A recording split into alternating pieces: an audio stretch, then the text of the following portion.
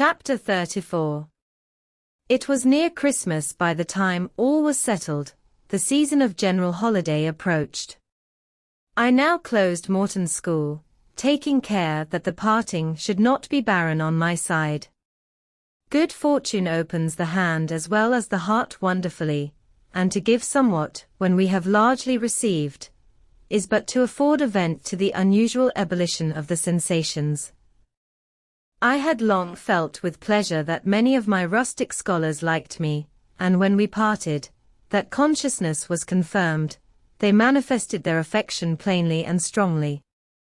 Deep was my gratification to find I had really a place in their unsophisticated hearts. I promised them that never a week should pass in future that I did not visit them, and give them an hour's teaching in their school. Mr. Rivers came up having seen the classes, now numbering 60 girls, file out before me, and locked the door. I stood with the key in my hand, exchanging a few words of special farewell with some half-dozen of my best scholars. As decent, respectable, modest, and well-informed young women as could be found in the ranks of the British peasantry. And that is saying a great deal, for after all, the British peasantry are the best taught, best mannered, most self-respecting of any in Europe. Since those days I have seen paysans and bouronen, and the best of them seem to me ignorant, coarse, and besotted, compared with my Morton girls. Do you consider you have got your reward for a season of exertion? Asked Mr. Rivers, when they were gone. Does not the consciousness of having done some real good in your day and generation give pleasure? Doubtless. And you have only toiled a few months. Would not a life devoted to the task of regenerating your race be well spent? Yes, I said, but I could not go on forever so. I want to enjoy my own faculties, as well as to cultivate those of other people. I must enjoy them now. Don't recall either my mind or body to the school. I am out of it and disposed for full holiday. He looked grave. What now? What sudden eagerness is this you evince? What are you going to do? To be active as I can. And first I must beg you to set Hannah at liberty, and get somebody else to wait on you. Do you want her? Yes, to go with me to Moor House. Diana and Mary will be at home in a week, and I want to have everything in order against their arrival. I understand. I thought you were for flying off on some excursion. It is better so. Hannah shall go with you. Tell her to be ready by tomorrow then, and here is the schoolroom key. I will give you the key of my cottage in the morning. He took it. You give it up very gleefully, said he. I don't quite understand your light-heartedness. Because I cannot tell what employment you propose to yourself as a substitute for the one you are relinquishing. What aim, what purpose, what ambition in life have you now? My first aim will be to clean down. Do you comprehend the full force of the expression? To clean down Moor House from chamber to cellar. My next to rub it up with beeswax, oil, and an indefinite number of cloths, till it glitters again. My third, to arrange every chair, table, bed, carpet, with mathematical precision. Afterwards I shall go near to ruin you in coals and peat to keep up good fires in every room, and lastly, the 2 days preceding that on which your sisters are expected will be devoted by Hannah and me to such a beating of eggs, sorting of currants, grating of spices, compounding of Christmas cakes, chopping up of materials for mince pies, and solemnizing of other culinary rites, as words can convey but an inadequate notion of to the uninitiated like you. My purpose, in short, is to have all things in an absolutely perfect state of readiness for Diana and Mary before next Thursday.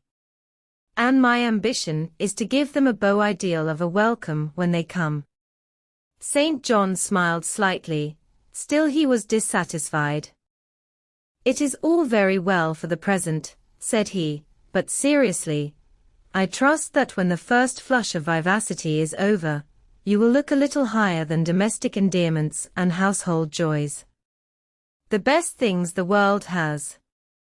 I interrupted. "No, Jane, no, this world is not the scene of fruition. Do not attempt to make it so, nor of rest. Do not turn slothful. I mean, on the contrary, to be busy. Jane, I excuse you for the present. 2 months' grace I allow you for the full enjoyment of your new position. And for pleasing yourself with this late-found charm of relationship, but then, I hope you will begin to look beyond Moor House and Morton, and sisterly society, and the selfish calm and sensual comfort of civilized affluence. I hope your energies will then once more trouble you with their strength." I looked at him with surprise. "St. John," I said, "I think you are almost wicked to talk so. I am disposed to be as content as a queen, and you try to stir me up to restlessness. To what end?" "To the end of turning to profit the talents which God has committed to your keeping, and of which he will surely one day demand a strict account. Jane, I shall watch you closely and anxiously, I warn you of that. And try to restrain the disproportionate fervor with which you throw yourself into commonplace home pleasures. Don't cling so tenaciously to ties of the flesh. Save your constancy and ardor for an adequate cause. Forbear to waste them on trite transient objects. Do you hear, Jane? Yes, just as if you were speaking Greek. I feel I have adequate cause to be happy, and I will be happy. Goodbye." Happy at Moor House I was, and hard I worked, and so did Hannah. She was charmed to see how jovial I could be amidst the bustle of a house turned topsy-turvy, how I could brush and dust, and clean, and cook. And really, after a day or two of confusion worse confounded, it was delightful by degrees to invoke order from the chaos ourselves had made. I had previously taken a journey to S. to purchase some new furniture, my cousins having given me carte blanche to effect what alterations I pleased, and a sum having been set aside for that purpose. The ordinary sitting room and bedrooms I left much as they were, for I knew Diana and Mary would derive more pleasure from seeing again the old homely tables and chairs and beds than from the spectacle of the smartest innovations. Still some novelty was necessary, to give to their return the piquancy with which I wished it to be invested. Dark handsome new carpets and curtains, an arrangement of some carefully selected antique ornaments in porcelain and bronze, new coverings and mirrors and dressing cases for the toilet tables answered the end. They looked fresh without being glaring. A spare parlor and bedroom I refurnished entirely, with old mahogany and crimson upholstery. I laid canvas on the passage, and carpets on the stairs. When all was finished, I thought Moor House as complete a model of bright modest snugness within, as it was, at this season, a specimen of wintry waste and desert dreariness without. The eventful Thursday at length came. They were expected about dark, and ere dusk fires were lit upstairs and below. The kitchen was in perfect trim, Hannah and I were dressed, and all was in readiness. St. John arrived first. I had entreated him to keep quite clear of the house till everything was arranged. And indeed, the bare idea of the commotion, at once sordid and trivial, going on within its walls sufficed to scare him to estrangement. He found me in the kitchen, watching the progress of certain cakes for tea, then baking. Approaching the hearth, he asked if I was at last satisfied with housemaid's work. I answered by inviting him to accompany me on a general inspection of the result of my labors. With some difficulty, I got him to make the tour of the house. He just looked in at the doors I opened, and when he had wandered upstairs and downstairs. He said I must have gone through a great deal of fatigue and trouble to have effected such considerable changes in so short a time. But not a syllable did he utter indicating pleasure in the improved aspect of his abode. This silence damped me. I thought perhaps the alterations had disturbed some old associations he valued. I inquired whether this was the case, no doubt in a somewhat crestfallen tone. Not at all. He had, on the contrary, remarked that I had scrupulously respected every association. He feared, indeed, I must have bestowed more thought on the matter than it was worth. How many minutes, for instance, had I devoted to studying the arrangement of this very room? By the by, could I tell him where such a book was? I showed him the volume on the shelf. He took it down, and withdrawing to his accustomed window recess, he began to read it. Now, I did not like this, reader. St. John was a good man, but I began to feel he had spoken truth of himself when he said he was hard and cold. The humanities and amenities of life had no attraction, for him its peaceful enjoyments no charm. Literally, he lived only to aspire after what was good and great, certainly, but still he would never rest, nor approve of others resting round him. As I looked at his lofty forehead, still and pale as a white stone, at his fine lineaments fixed in study, I comprehended all at once that he would hardly make a good husband. That it would be a trying thing to be his wife. I understood, as by inspiration, the nature of his love for Miss Oliver. I agreed with him that it was but a love of the senses. I comprehended how he should despise himself for the feverish influence it exercised over him, how he should wish to stifle and destroy it, how he should mistrust its ever conducting permanently to his happiness or hers. I saw he was of the material from which nature hews her heroes, Christian and pagan, her lawgivers, her statesmen, her conquerors, a steadfast bulwark for great interests to rest upon, but, at the fireside, too often a cold cumbrous column, gloomy and out of place. This parlor is not his sphere, I reflected. The Himalayan ridge or Kaffir bush, even the plague-cursed Guinea coast swamp would suit him better. Well may he eschew the calm of domestic life. It is not his element. There his faculties stagnate, they cannot develop, or appear to advantage. It is in scenes of strife and danger where courage is proved, and energy exercised, and fortitude tasked, that he will speak and move, the leader and superior. A merry child would have the advantage of him on this hearth. He is right to choose a missionary's career, I see it now. They are coming. They are coming, cried Hannah, throwing open the parlor door. At the same moment old Carlo barked joyfully. Out I ran.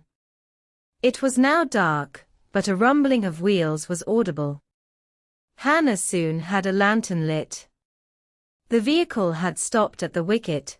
The driver opened the door. First one well-known form, then another, stepped out. In a minute I had my face under their bonnets, in contact first with Mary's soft cheek, then with Diana's flowing curls. They laughed, kissed me, then Hannah patted Carlo, who was half wild with delight, asked eagerly if all was well, and being assured in the affirmative, hastened into the house. They were stiff with their long and jolting drive from Whitcross, and chilled with the frosty night air, but their pleasant countenances expanded to the cheerful firelight.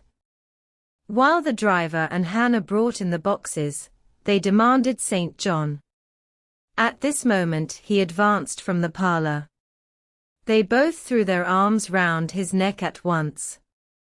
He gave each one quiet kiss, said in a low tone a few words of welcome, stood a while to be talked to, and then, intimating that he supposed they would soon rejoin him in the parlor, withdrew thereas to a place of refuge. I had lit their candles to go upstairs, but Diana had first to give hospitable orders respecting the driver. This done, both followed me. They were delighted with the renovation and decorations of their rooms, with the new drapery, and fresh carpets, and rich tinted china vases. They expressed their gratification ungrudgingly. I had the pleasure of feeling that my arrangements met their wishes exactly, and that what I had done added a vivid charm to their joyous return home. Sweet was that evening. My cousins, full of exhilaration, were so eloquent in narrative and comment, that their fluency covered St. John's taciturnity.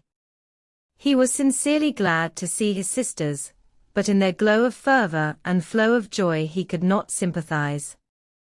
The event of the day, that is, the return of Diana and Mary, pleased him, but the accompaniments of that event, the glad tumult, the garrulous glee of reception, irked him. I saw he wished the calmer morrow was come. In the very meridian of the night's enjoyment, about an hour after tea, a rap was heard at the door.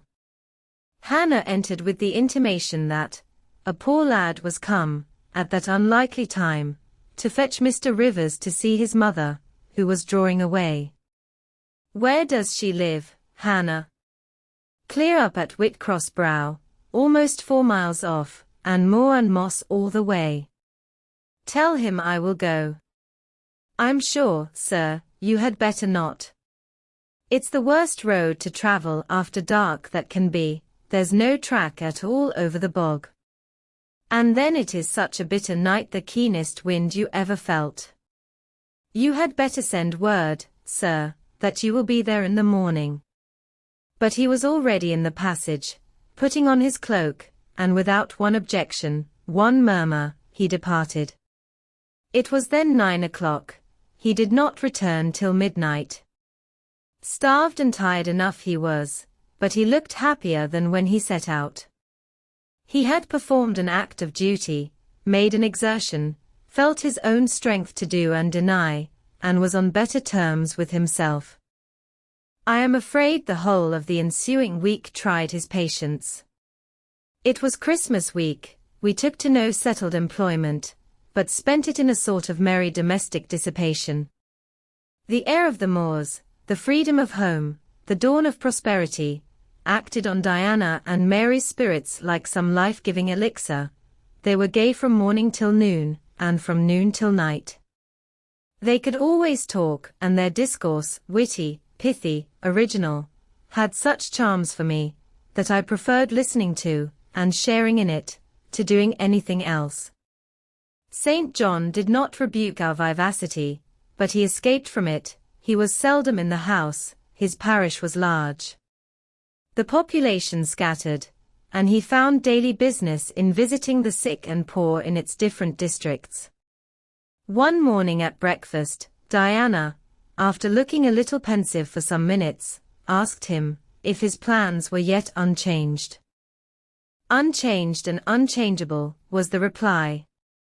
And he proceeded to inform us that his departure from England was now definitively fixed for the ensuing year. And Rosamond Oliver, suggested Mary, the words seeming to escape her lips involuntarily, for no sooner had she uttered them, than she made a gesture, as if wishing to recall them. St. John had a book in his hand. It was his unsocial custom to read at meals. He closed it, and looked up. Rosamond Oliver, said he, is about to be married to Mr. Granby, one of the best connected and most estimable residents in S. Grandson and heir to Sir Frederick Granby. I had the intelligence from her father yesterday. His sisters looked at each other and at me. We all three looked at him. He was serene as glass. The match must have been got up hastily, said Diana. They cannot have known each other long. But 2 months. They met in October at the county ball at S. But where there are no obstacles to a union, as in the present case, where the connection is in every point desirable, delays are unnecessary. They will be married as soon as S. Place, which Sir Frederick gives up to them, can be refitted for their reception. The first time I found St. John alone after this communication, I felt tempted to inquire if the event distressed him. But he seemed so little to need sympathy, that, so far from venturing to offer him more, I experienced some shame at the recollection of what I had already hazarded. Besides, I was out of practice in talking to him, his reserve was again frozen over, and my frankness was congealed beneath it.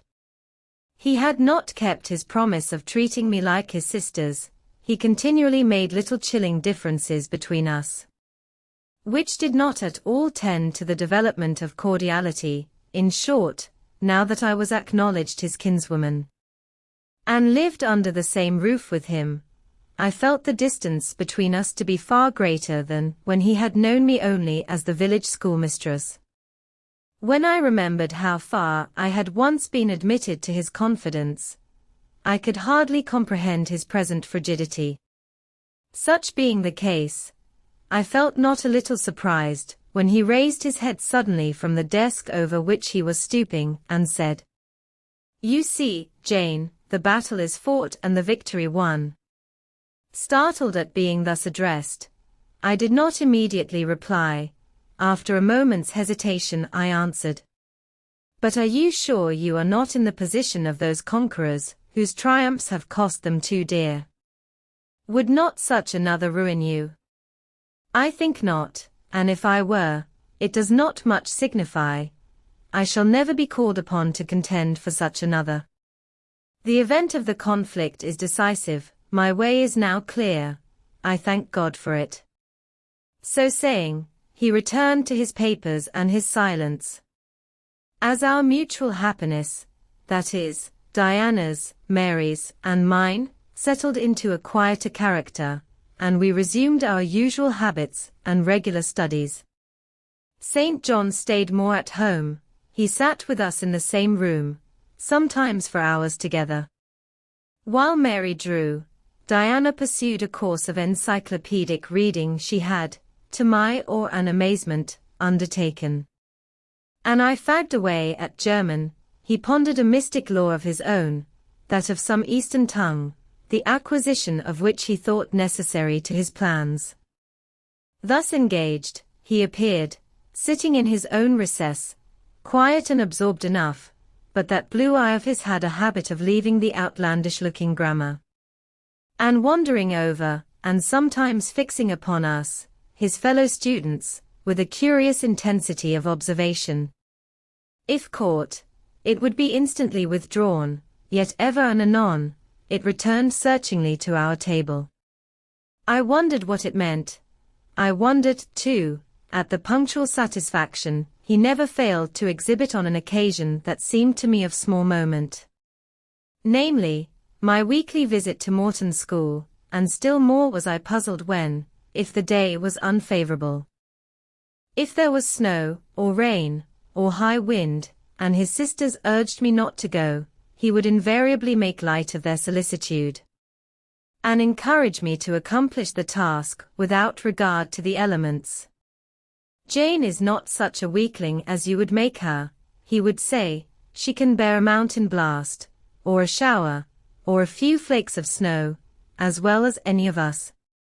And when I returned, sometimes a good deal tired, and not a little weather-beaten, I never dared complain, because I saw that to murmur would be to vex him.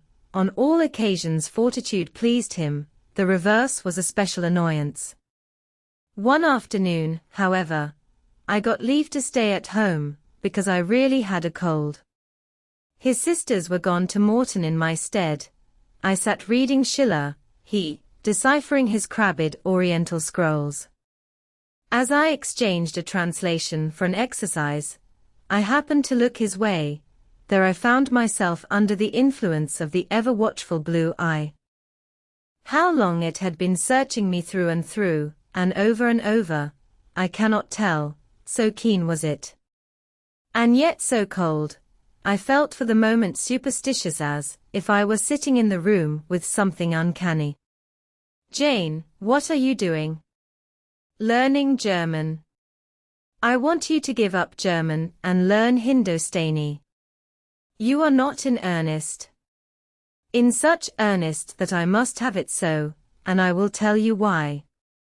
He then went on to explain that Hindustani was the language he was himself at present studying, that as he advanced, he was apt to forget the commencement, that it would assist him greatly to have a pupil with whom he might again and again go over the elements, and so fix them thoroughly in his mind, that his choice had hovered for some time between me and his sisters, but that he had fixed on me because he saw I could sit at a task the longest of the three. Would I do him this favor? I should not, perhaps, have to make the sacrifice long, as it wanted now barely 3 months to his departure. St. John was not a man to be lightly refused. You felt that every impression made on him, either for pain or pleasure, was deep-graved and permanent. I consented. When Diana and Mary returned, the former found her scholar transferred from her to her brother. She laughed. And both she and Mary agreed that St. John should never have persuaded them to such a step. I know it. I found him a very patient, very forbearing, and yet an exacting master. He expected me to do a great deal, and when I fulfilled his expectations, he, in his own way, fully testified his approbation. By degrees, he acquired a certain influence over me that took away my liberty of mind. His praise and notice were more restraining than his indifference. I could no longer talk or laugh freely when he was by, because a tiresomely importunate instinct reminded me that vivacity, at least in me, was distasteful to him. I was so fully aware that only serious moods and occupations were acceptable, that in his presence every effort to sustain or follow any other became vain. I fell under a freezing spell. When he said, "Go," I went, "Come," I came, "Do this," I did it. But I did not love my servitude. I wished, many a time, he had continued to neglect me. One evening when, at bedtime, his sisters and I stood round him, bidding him good night, he kissed each of them, as was his custom, and as was equally his custom, he gave me his hand. St. John. You used to call Jane your third sister, but you don't treat her as such. You should kiss her too. She pushed me towards him.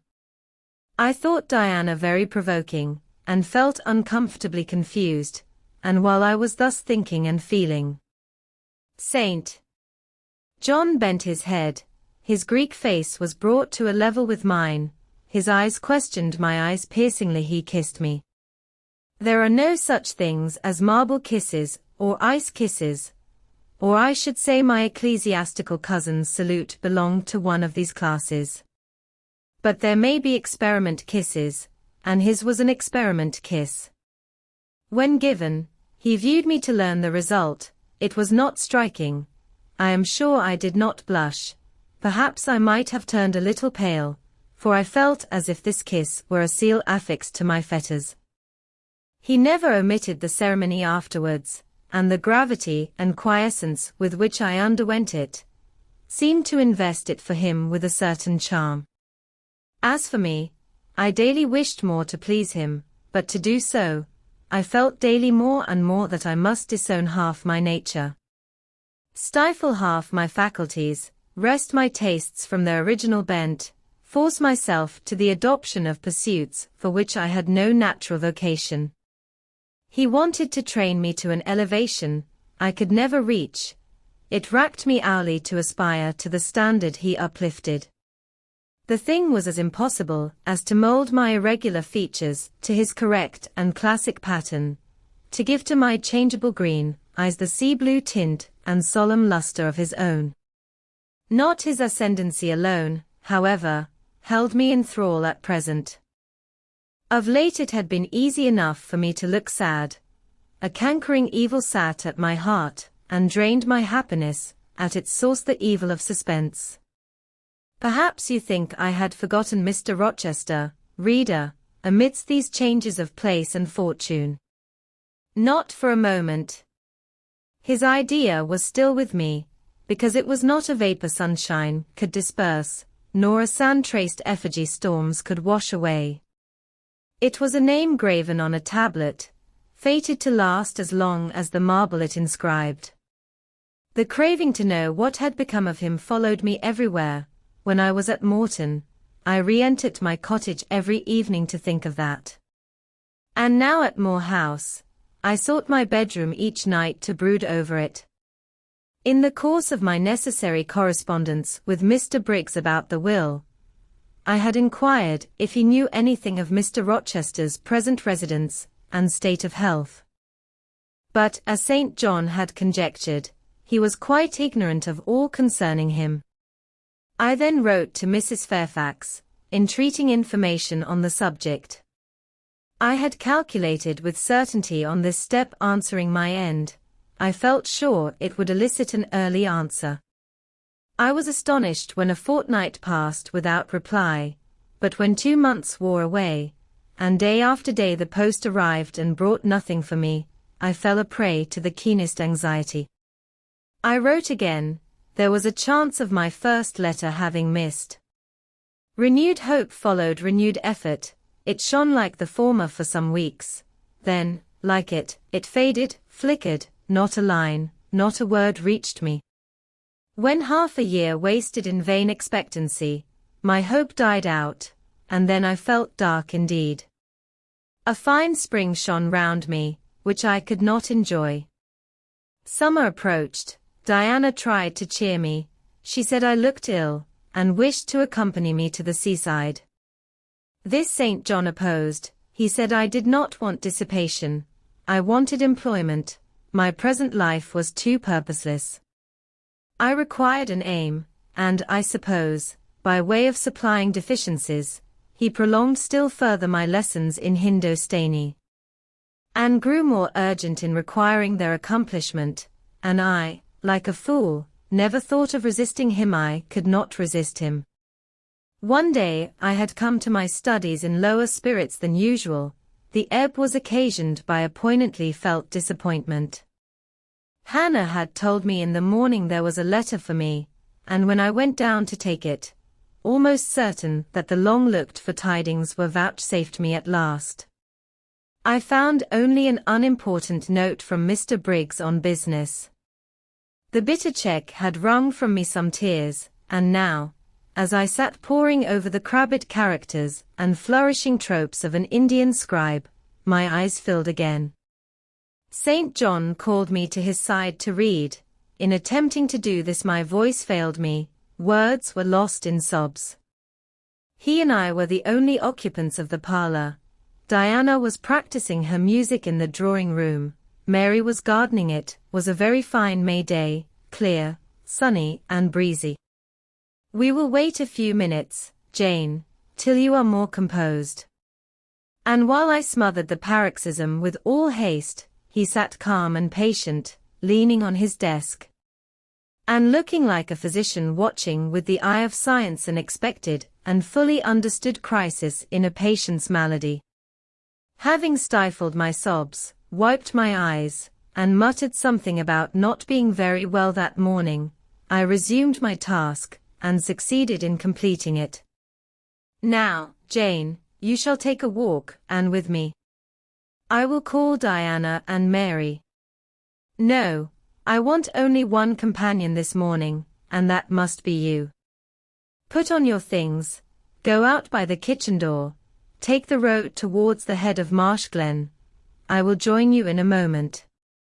I know no medium. I never in my life have known any medium in my dealings with positive, hard characters, antagonistic to my own, between absolute submission and determined revolt.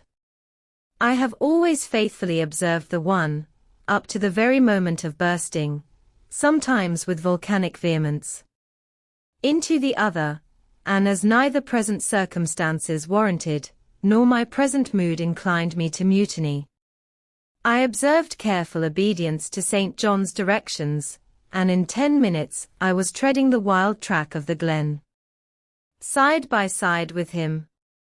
The breeze was from the west. It came over the hills, sweet with scents of heath and rush. the sky was of stainless blue. The stream descending the ravine, swelled with past spring rains, poured along plentiful and clear, catching golden gleams from the sun and sapphire tints from the firmament.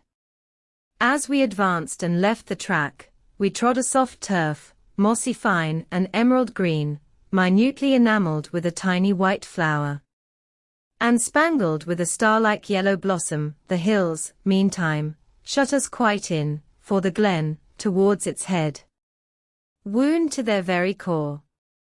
"Let us rest here," said St. John, as we reached the first stragglers of a battalion of rocks, guarding a sort of pass, beyond which the beck rushed down a waterfall, and where, still a little farther, the mountain shook off turf and flower, had only heath for raiment and crack for gem, where it exaggerated the wild to the savage, and exchanged the fresh for the frowning, where it guarded the forlorn hope of solitude, and a last refuge for silence. I took a seat. St. John stood near me. He looked up the pass and down the hollow, his glance wandered away with the stream, and returned to traverse the unclouded heaven which colored it. He removed his hat, let the breeze stir his hair and kiss his brow. He seemed in communion with the genius of the haunt. With his eye he bade farewell to something.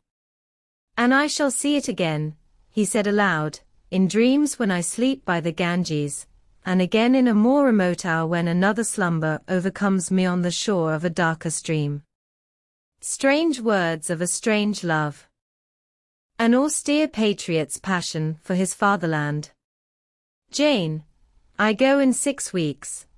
I have taken my berth in an East Indiaman which sails on the 20th of June. God will protect you, for you have undertaken his work," I answered. "Yes," said he, "there is my glory and joy. I am the servant of an infallible master. I am not going out under human guidance, subject to the defective laws and erring control of my feeble fellow worms. My king, my lawgiver, my captain, is the all-perfect. It seems strange to me that all round me do not burn to enlist under the same banner, to join in the same enterprise. All have not your powers, and it would be folly for the feeble to wish to march with the strong. I do not speak to the feeble, or think of them, I address only such as are worthy of the work, and competent to accomplish it. Those are few in number, and difficult to discover.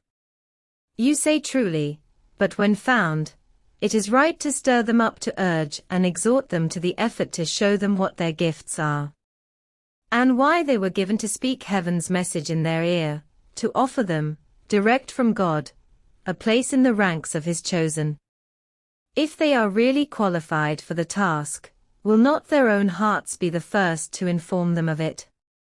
I felt as if an awful charm was framing round and gathering over me. I trembled to hear some fatal word spoken, which would at once declare and rivet the spell.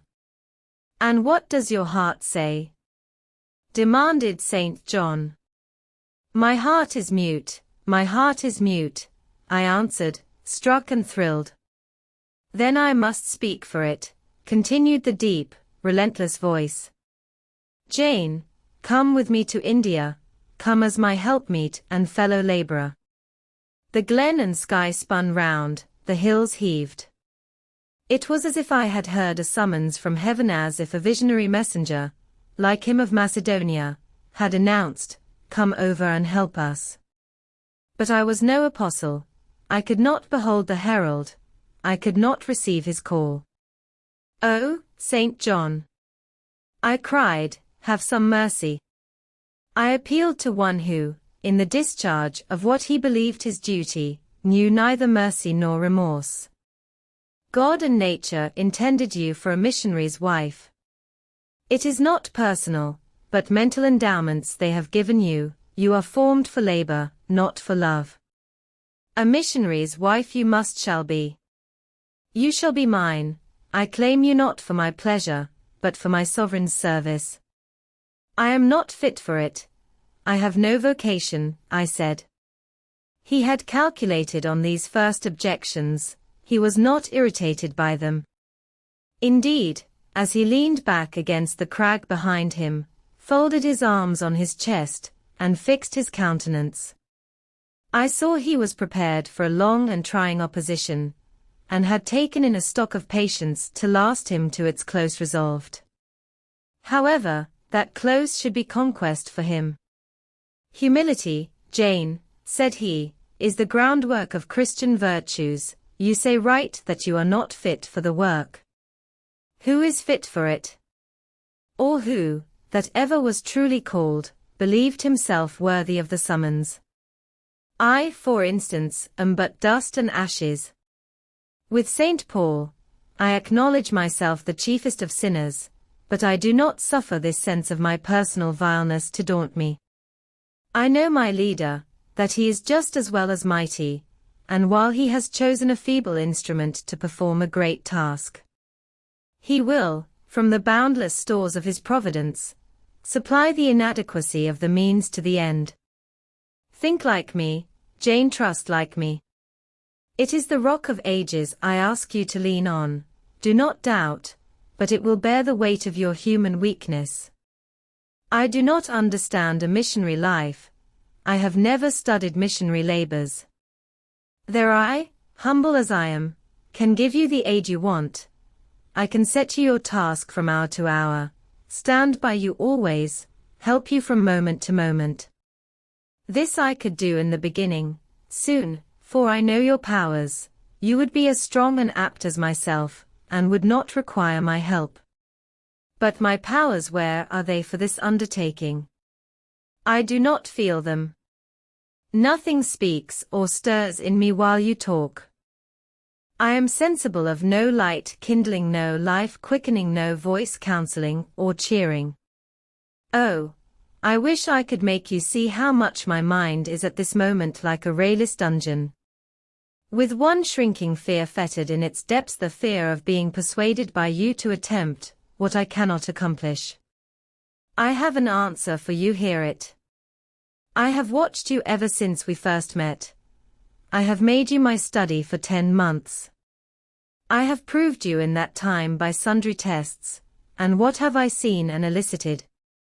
In the village school I found you could perform well, punctually, uprightly, labor uncongenial to your habits and inclinations. I saw you could perform it with capacity and tact, you could win while you controlled. In the calm with which you learnt you had become suddenly rich, I read a mind clear of the vice of Demas, lucre had no undue power over you. In the resolute readiness with which you cut your wealth into 4 shares, keeping but one to yourself, and relinquishing the 3 others to the claim of abstract justice, I recognized a soul that reveled in the flame and excitement of sacrifice. In the tractability with which, at my wish, you forsook a study in which you were interested, and adopted another because it interested me. In the untiring assiduity with which you have since persevered in it, in the unflagging energy and unshaken temper with which you have met its difficulties, I acknowledge the complement of the qualities I seek. Jane, you are docile, diligent, disinterested, faithful, constant, and courageous, very gentle, and very heroic. Cease to mistrust yourself, I can trust you unreservedly. As a conductress of Indian schools, and a helper amongst Indian women, your assistance will be to me invaluable. My iron shroud contracted round me, persuasion advanced with slow sure step. Shut my eyes as I would, these last words of his succeeded in making the way, which had seemed blocked up, comparatively clear. My work, which had appeared so vague, so hopelessly diffuse, condensed itself as he proceeded, and assumed a definite form under his shaping hand. He waited for an answer. I demanded a quarter of an hour to think, before I again hazarded a reply. Very willingly, he rejoined, and rising, he strode a little distance up the pass, threw himself down on a swell of heath, and there lay still. He threw himself down on a swell of heath, and there lay still. I can do what he wants me to do. I am forced to see and acknowledge that. I meditated, that is, if life be spared me. But I feel mine is not the existence to be long protracted under an Indian sun. What then? He does not care for that. When my time came to die, he would resign me, in all serenity and sanctity, to the God who gave me. The case is very plain before me. In leaving England, I should leave a loved but empty land. Mr. Rochester is not there, and if he were, what can that ever be to me? My business is to live without him now, nothing so absurd, so weak as to drag on from day to day, as if I were waiting some impossible change in circumstances, which might reunite me to him. Of course, as St. John once said, I must seek another interest in life to replace the one lost. Is not the occupation he now offers me truly the most glorious man can adopt or God assign? Is it not, by its noble cares and sublime results, the one best calculated to fill the void left by uptorn affections and demolished hopes? I believe I must say, yes, and yet I shudder. Alas! If I join St. John, I abandon half myself. If I go to India, I go to premature death. And how will the interval between leaving England for India, and India for the grave, be filled? Oh, I know well. That, too, is very clear to my vision. By straining to satisfy St. John till my sinews ache, I shall satisfy him to the finest central point, and farthest outward circle of his expectations. If I do go with him, if I do make the sacrifice he urges, I will make it absolutely. I will throw all on the altar, heart, vitals, the entire victim. He will never love me, but he shall approve me.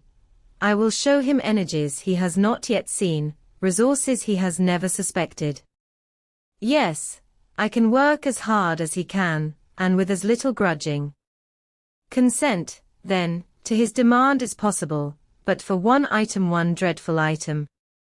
It is that he asks me to be his wife, and has no more of a husband's heart for me than that frowning giant of a rock, down which the stream is foaming in yonder gorge. He prizes me as a soldier would a good weapon, and that is all. Unmarried to him, this would never grieve me. But can I let him complete his calculations, coolly put into practice his plans, go through the wedding ceremony? Can I receive from him the bridal ring, endure all the forms of love, which I doubt not he would scrupulously observe, and know that the spirit was quite absent? Can I bear the consciousness that every endearment he bestows is a sacrifice made on principle? No, such a martyrdom would be monstrous. I will never undergo it. As his sister, I might accompany him, not as his wife. I will tell him so. I looked towards the knoll. There he lay, still as a prostrate column, his face turned to me, his eye beaming watchful and keen. He started to his feet and approached me. I am ready to go to India, if I may go free. Your answer requires a commentary, he said. It is not clear. You have hitherto been my adopted brother, I, your adopted sister. Let us continue as such. You and I had better not marry. He shook his head. Adopted fraternity will not do in this case. If you were my real sister, it would be different. I should take you, and seek no wife. But as it is, either our union must be consecrated and sealed by marriage, or it cannot exist. Practical obstacles oppose themselves to any other plan. Do you not see it, Jane? Consider a moment, your strong sense will guide you. I did consider, and still my sense, such as it was, directed me only to the fact that we did not love each other as man and wife should, and therefore it inferred we ought not to marry. I said so. St. John, I returned, I regard you as a brother, you, me as a sister, so let us continue.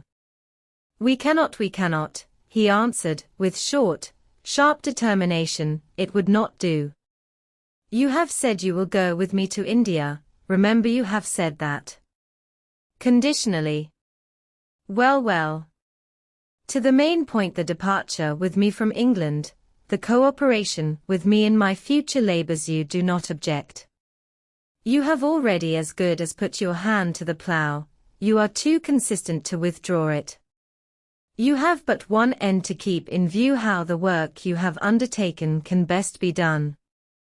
Simplify your complicated interests, feelings, thoughts, wishes, aims, merge all considerations in one purpose, that are fulfilling with effect with power the mission of your great master.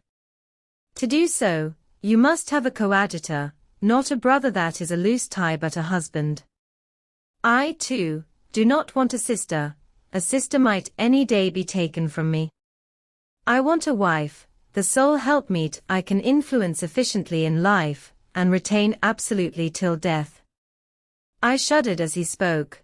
I felt his influence in my marrow, his hold on my limbs.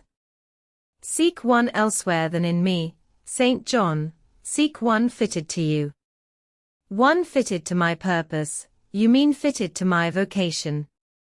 Again I tell you, it is not the insignificant private individual, the mere man, with the man's selfish senses I wish to mate, it is the missionary.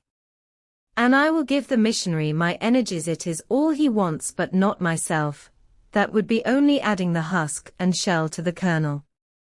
For them he has no use, I retain them. You cannot, you ought not. Do you think God will be satisfied with half an oblation? Will he accept a mutilated sacrifice? It is the cause of God I advocate. It is under his standard I enlist you. I cannot accept on his behalf a divided allegiance, it must be entire. Oh! I will give my heart to God, I said. You do not want it. I will not swear, reader, that there was not something of repressed sarcasm both in the tone in which I uttered this sentence, and in the feeling that accompanied it. I had silently feared St. John till now, because I had not understood him. He had held me in awe, because he had held me in doubt. How much of him was saint, how much mortal, I could not heretofore tell, but revelations were being made in this conference, the analysis of his nature was proceeding before my eyes. I saw his fallibilities, I comprehended them. I understood that, sitting there where I did, on the bank of heath, and with that handsome form before me, I sat at the feet of a man, erring as I. The veil fell from his hardness and despotism. Having felt in him the presence of these qualities, I felt his imperfection and took courage. He was silent after I had uttered the last sentence, and I presently risked an upward glance at his countenance. His eye, bent on me, expressed at once stern surprise and keen inquiry. Is she sarcastic, and sarcastic to me? It seemed to say. What does this signify? Do not let us forget that this is a solemn matter, he said ere long, one of which we may neither think nor talk lightly without sin. I trust, Jane, you are in earnest when you say you will serve your heart to God. It is all I want. Once wrench your heart from man, and fix it on your Maker, the advancement of that Maker's spiritual kingdom on earth will be your chief delight and endeavor. You will be ready to do at once whatever furthers that end. You will see what impetus would be given to your efforts and mine by our physical and mental union in marriage. The only union that gives a character of permanent conformity to the destinies and designs of human beings. And passing over all minor caprices, all trivial difficulties, and delicacies of feeling, all scruple about the degree, kind, strength or tenderness of mere personal inclination, you will hasten to enter into that union at once. Shall I? I said briefly, and I looked at his features, beautiful in their harmony, but strangely formidable in their still severity. At his brow, commanding but not open, at his eyes, bright and deep and searching, but never soft, at his tall imposing figure. And fancied myself in idea his wife. Oh! It would never do. As his curate, his comrade, all would be right. I would cross oceans with him in that capacity, toil under eastern suns. In Asian deserts with him in that office, admire and emulate his courage and devotion and vigor, accommodate quietly to his masterhood. Smile undisturbed at his ineradicable ambition, discriminate the Christian from the man, profoundly esteem the one, and freely forgive the other. I should suffer often, no doubt, attached to him only in this capacity. My body would be under rather a stringent yoke, but my heart and mind would be free. I should still have my unblighted self to turn to, my natural unenslaved feelings with which to communicate in moments of loneliness. There would be recesses in my mind which would be only mine, to which he never came, and sentiments growing there fresh and sheltered which his austerity could never blight, nor his measured warrior march trample down, but as his wife at his side always, and always restrained, and always checked, forced to keep the fire of my nature continually low, to compel it to burn inwardly and never utter a cry. Though the imprisoned flame consumed vital after vital, this would be unendurable. St. John, I exclaimed, when I had got so far in my meditation. Well? He answered icily. I repeat, I freely consent to go with you as your fellow missionary, but not as your wife. I cannot marry you and become part of you. A part of me you must become, he answered steadily, otherwise the whole bargain is void. How can I, a man not yet 30, take out with me to India a girl of 19, unless she be married to me?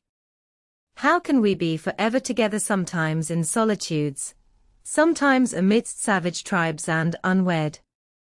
Very well, I said shortly, under the circumstances, quite as well as if I were either your real sister, or a man and a clergyman like yourself. It is known that you are not my sister. I cannot introduce you as such.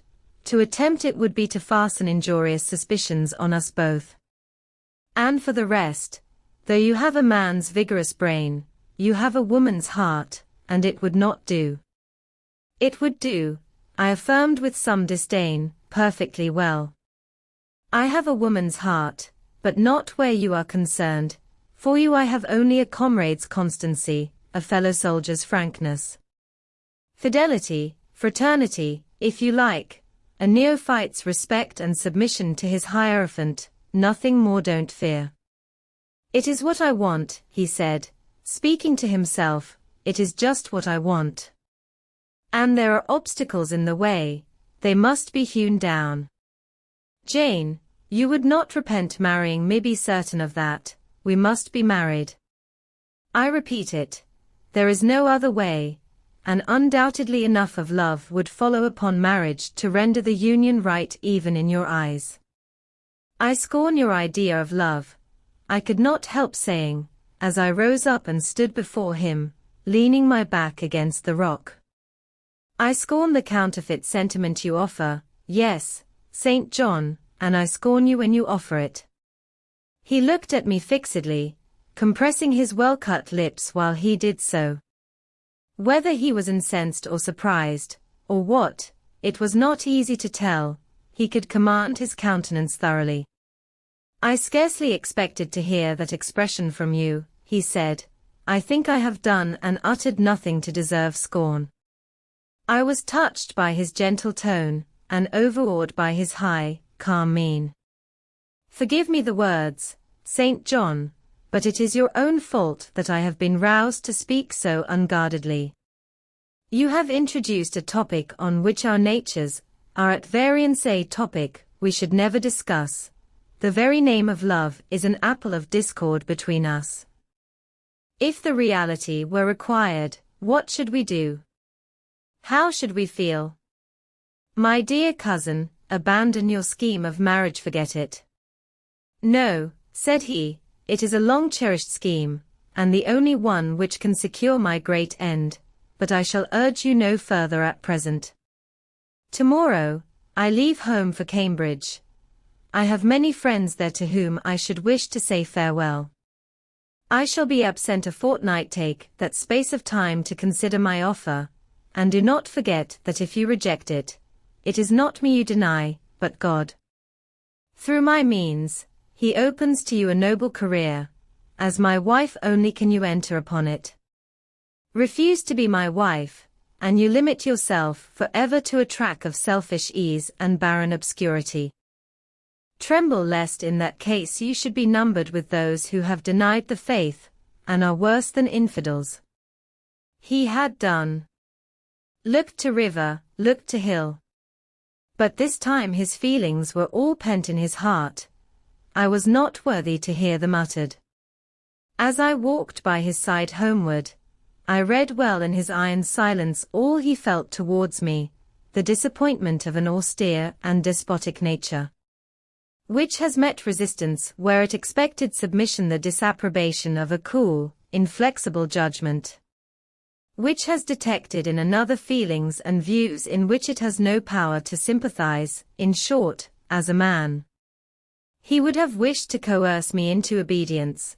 It was only as a sincere Christian he bore so patiently with my perversity, and allowed so long a space for reflection and repentance. That night, after he had kissed his sisters, he thought proper to forget even to shake hands with me, but left the room in silence. I who, though I had no love, had much friendship for him, was hurt by the marked omission, so much hurt that tears started to my eyes. I see you and St. John have been quarrelling, Jane, said Diana, during your walk on the moor. But go after him, he is now lingering in the passage expecting you. He will make it up. I have not much pride under such circumstances. I would always rather be happy than dignified, and I ran after him. He stood at the foot of the stairs. Good night, St. John, said I. Good night, Jane, he replied calmly. Then shake hands, I added. What a cold, loose touch he impressed on my fingers. He was deeply displeased by what had occurred that day. Cordiality would not warm, nor tears move him. No happy reconciliation was to be had with him, no cheering smile or generous word, but still the Christian was patient and placid. And when I asked him if he forgave me, he answered that he was not in the habit of cherishing the remembrance of vexation. That he had nothing to forgive, not having been offended. And with that answer he left me. I would much rather he had knocked me down. Chapter 35. He did not leave for Cambridge the next day, as he had said he would. He deferred his departure a whole week, and during that time he made me feel what severe punishment a good yet stern, a conscientious yet implacable man, can inflict on one who has offended him. Without one overt act of hostility, one upbraiding word, he contrived to impress me momently with the conviction that I was put beyond the pale of his favor. Not that St. John harbored a spirit of unchristian vindictiveness, not that he would have injured a hair of my head, if it had been fully in his power to do so. Both by nature and principle, he was superior to the mean gratification of vengeance. He had forgiven me for saying I scorned him and his love. But he had not forgotten the words, and as long as he and I lived he never would forget them. I saw by his look, when he turned to me, that they were always written on the air between me and him. Whenever I spoke, they sounded in my voice to his ear, and their echo toned every answer he gave me. He did not abstain from conversing with me. He even called me as usual each morning to join him at his desk.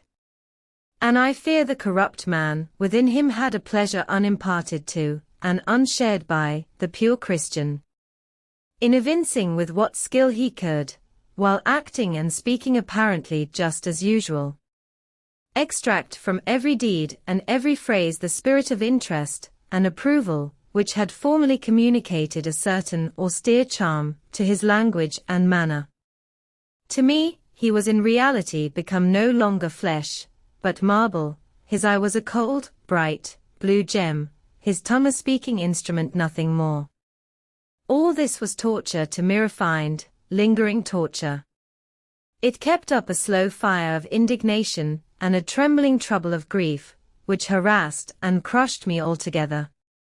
I felt how if I were his wife, this good man, pure as the deep sunless source, could soon kill me, without drawing from my veins a single drop of blood, or receiving on his own crystal conscience the faintest stain of crime. Especially I felt this when I made any attempt to propitiate him. No ruth met my ruth. He experienced no suffering from estrangement, no yearning after reconciliation, and though, more than once, my fast-falling tears blistered the page over which we both bent, they produced no more effect on him than if his heart had been really a matter of stone or metal. To his sisters, meantime, he was somewhat kinder than usual, as if afraid that mere coldness would not sufficiently convince me how completely I was banished and banned. He added the force of contrast, and this I am sure he did not by malice, but on principle. The night before he left home, happening to see him walking in the garden about sunset, and remembering, as I looked at him, that this man, alienated as he now was, had once saved my life, and that we were near relations, I was moved to make a last attempt to regain his friendship. I went out and approached him as he stood leaning over the little gate. I spoke to the point at once. "St. John, I am unhappy, because you are still angry with me. Let us be friends." "I hope we are friends," was the unmoved reply, while he still watched the rising of the moon, which he had been contemplating as I approached. "No, St. John, we are not friends as we were. You know that. Are we not? That is wrong. For my part, I wish you no ill and all good. I believe you, St. John, for I am sure you are incapable of wishing any one ill, but, as I am your kinswoman, I should desire somewhat more of affection than that sort of general philanthropy you extend to mere strangers." "Of course," he said, "your wish is reasonable, and I am far from regarding you as a stranger." This, spoken in a cool, tranquil tone, was mortifying and baffling enough. Had I attended to the suggestions of pride and ire, I should immediately have left him, but something worked within me more strongly than those feelings could. I deeply venerated my cousin's talent and principle. His friendship was of value to me. To lose it tried me severely. I would not so soon relinquish the attempt to reconquer it. "Must we part in this way, St. John? And when you go to India, will you leave me so, without a kinder word than you have yet spoken?" He now turned quite from the moon and faced me. "When I go to India, Jane, will I leave you?" "What? Do you not go to India? You said I could not unless I married you. And you will not marry me. You adhere to that resolution. Reader, do you know, as I do, what terror those cold people can put into the ice of their questions? How much of the fall of the avalanche is in their anger? Of the breaking up of the frozen sea in their displeasure? Number St. John, I will not marry you. I adhere to my resolution." The avalanche had shaken and slid a little forward, but it did not yet crash down. "Once more, why this refusal?" he asked. "Formerly," I answered, "because you did not love me. Now, I reply, because you almost hate me. If I were to marry you, you would kill me. You are killing me now." His lips and cheeks turned white, quite white. "I should kill you. I am killing you. Your words are such as ought not to be used, violent, unfeminine, and untrue. They betray an unfortunate state of mind, they merit severe reproof, they would seem inexcusable, but that it is the duty of man to forgive his fellow even until 77 times. I had finished the business now. While earnestly wishing to erase from his mind the trace of my former offense, I had stamped on that tenacious surface another, and far deeper impression. I had burnt it in. Now you will indeed hate me, I said. It is useless to attempt to conciliate you. I see I have made an eternal enemy of you. A fresh wrong did these words inflict, the worse, because they touched on the truth. That bloodless lip quivered to a temporary spasm. I knew the steely ire I had whetted. I was heart-wrung. You utterly misinterpret my words, I said, at once seizing his hand. I have no intention to grieve or pain you indeed, I have not. Most bitterly he smiled, most decidedly he withdrew his hand from mine. And now you recall your promise, and will not go to India at all, I presume? Said he, after a considerable pause. Yes, I will, as your assistant, I answered. A very long silence succeeded. What struggle there was in him between nature and grace in this interval, I cannot tell, only singular gleams scintillated in his eyes, and strange shadows passed over his face. I before proved to you the absurdity of a single woman of your age proposing to accompany abroad a single man of mine. I proved it to you in such terms as, I should have thought, would have prevented your ever again alluding to the plan. That you have done so, I regret for your sake. I interrupted him. Anything like a tangible reproach gave me courage at once. Keep to common sense, St. John, you are verging on nonsense. You pretend to be shocked by what I have said. You are not really shocked, for, with your superior mind, you cannot be either so dull, or so conceited as to misunderstand my meaning. I say again, I will be your curate, if you like, but never your wife. Again he turned lividly pale, but, as before, controlled his passion perfectly. A female curate, who is not my wife, would never suit me. With me, then, it seems, you cannot go, but if you are sincere in your offer, I will, while in town, speak to a married missionary, whose wife needs a coadjutor. Your own fortune will make you independent of the Society's aid, and thus you may still be spared the dishonor of breaking your promise, and deserting the band you engaged to join. Now I never had, as the reader knows, either given any formal promise, or entered into any engagement, and this language was all much too hard and much too despotic for the occasion. There is no dishonor, no breach of promise, no desertion in the case. I am not under the slightest obligation to go to India, especially with strangers. With you I would have ventured much, because I admire, confide in, and as a sister, I love you, but I am convinced that, go when and with whom I would, I should not live long in that climate. Ah? You are afraid of yourself, he said, curling his lip. I am.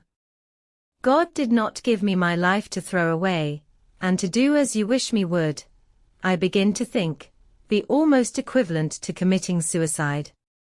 Moreover, before I definitively resolve on quitting England, I will know for certain whether I cannot be of greater use by remaining in it than by leaving it. What do you mean? It would be fruitless to attempt to explain, but there is a point on which I have long endured painful doubt, and I can go nowhere till by some means that doubt is removed. I know where your heart turns and to what it clings. The interest you cherish is lawless and unconsecrated. Long since you ought to have crushed it, now you should blush to allude to it. You think of Mr. Rochester. It was true. I confessed it by silence. Are you going to seek Mr. Rochester? I must find out what has become of him. It remains for me, then, he said, to remember you in my prayers, and to entreat God for you, in all earnestness, that you may not indeed become a castaway. I had thought I recognized in you one of the chosen. He opened the gate, passed through it, and strayed away down the glen. He was soon out of sight. On re-entering the parlor, I found Diana standing at the window, looking very thoughtful. Diana was a great deal taller than I. She put her hand on my shoulder, and stooping, examined my face. "Jane," she said, "you are always agitated and pale now. I am sure there is something the matter. Tell me what business St. John and you have on hands. I have watched you this half-hour from the window. You must forgive my being such a spy, but for a long time I have fancied I hardly know what." She paused. I did not speak. Soon she resumed. "That brother of mine cherishes peculiar views of some sort respecting you. I am sure he has long distinguished you by a notice and interest he never showed to any one else. To what end? I wish he loved you. Does he, Jane?" I put her cool hand to my hot forehead. "No, Di, not one whit." "Then why does he follow you so with his eyes, and get you so frequently alone with him, and keep you so continually at his side?" Mary and I had both concluded he wished you to marry him. "He does. He has asked me to be his wife." Diana clapped her hands. "That is just what we hoped and thought. And you will marry him, Jane, won't you? And then he will stay in England." "Far from that, Diana. His sole idea in proposing to me is to procure a fitting fellow laborer in his Indian toils." "What? He wishes you to go to India?" "Yes." "Madness!" she exclaimed. "You would not live 3 months there, I am certain. You never shall go. You have not consented, have you, Jane?" "I have refused to marry him and have consequently displeased him," she suggested. "Deeply. He will never forgive me, I fear, yet I offered to accompany him as his sister. It was frantic folly to do so, Jane. Think of the task you undertook, one of incessant fatigue, where fatigue kills even the strong, and you are weak. St. John, you know him, would urge you to impossibilities. With him there would be no permission to rest during the hot hours. And unfortunately, I have noticed, whatever he exacts, you force yourself to perform. I am astonished you found courage to refuse his hand. You do not love him then, Jane? Not as a husband. Yet he is a handsome fellow. And I am so plain, you see, Di. We should never suit. Plain? You? Not at all. You are much too pretty, as well as too good, to be grilled alive in Calcutta." And again she earnestly conjured me to give up all thoughts of going out with her brother. "I must indeed," I said, for when just now I repeated the offer of serving him for a deacon, he expressed himself shocked at my want of decency. He seemed to think I had committed an impropriety in proposing to accompany him unmarried, as if I had not from the first hoped to find in him a brother, and habitually regarded him as such. "What makes you say he does not love you, Jane? You should hear himself on the subject. He has again and again explained that it is not himself, but his office he wishes to mate. He has told me I am formed for labor, not for love, which is true, no doubt. But, in my opinion, if I am not formed for love, it follows that I am not formed for marriage. Would it not be strange, Di, to be chained for life to a man who regarded one, but as a useful tool? Insupportable, unnatural, out of the question."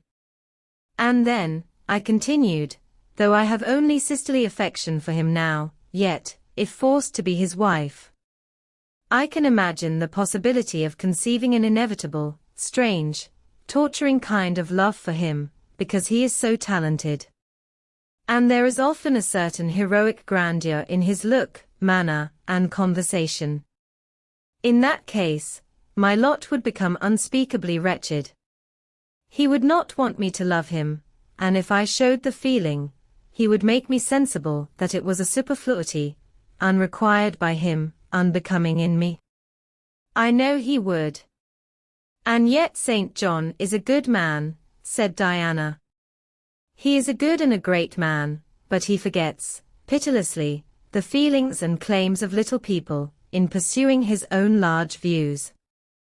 It is better, therefore, for the insignificant to keep out of his way, lest, in his progress, he should trample them down. Here he comes. I will leave you, Diana.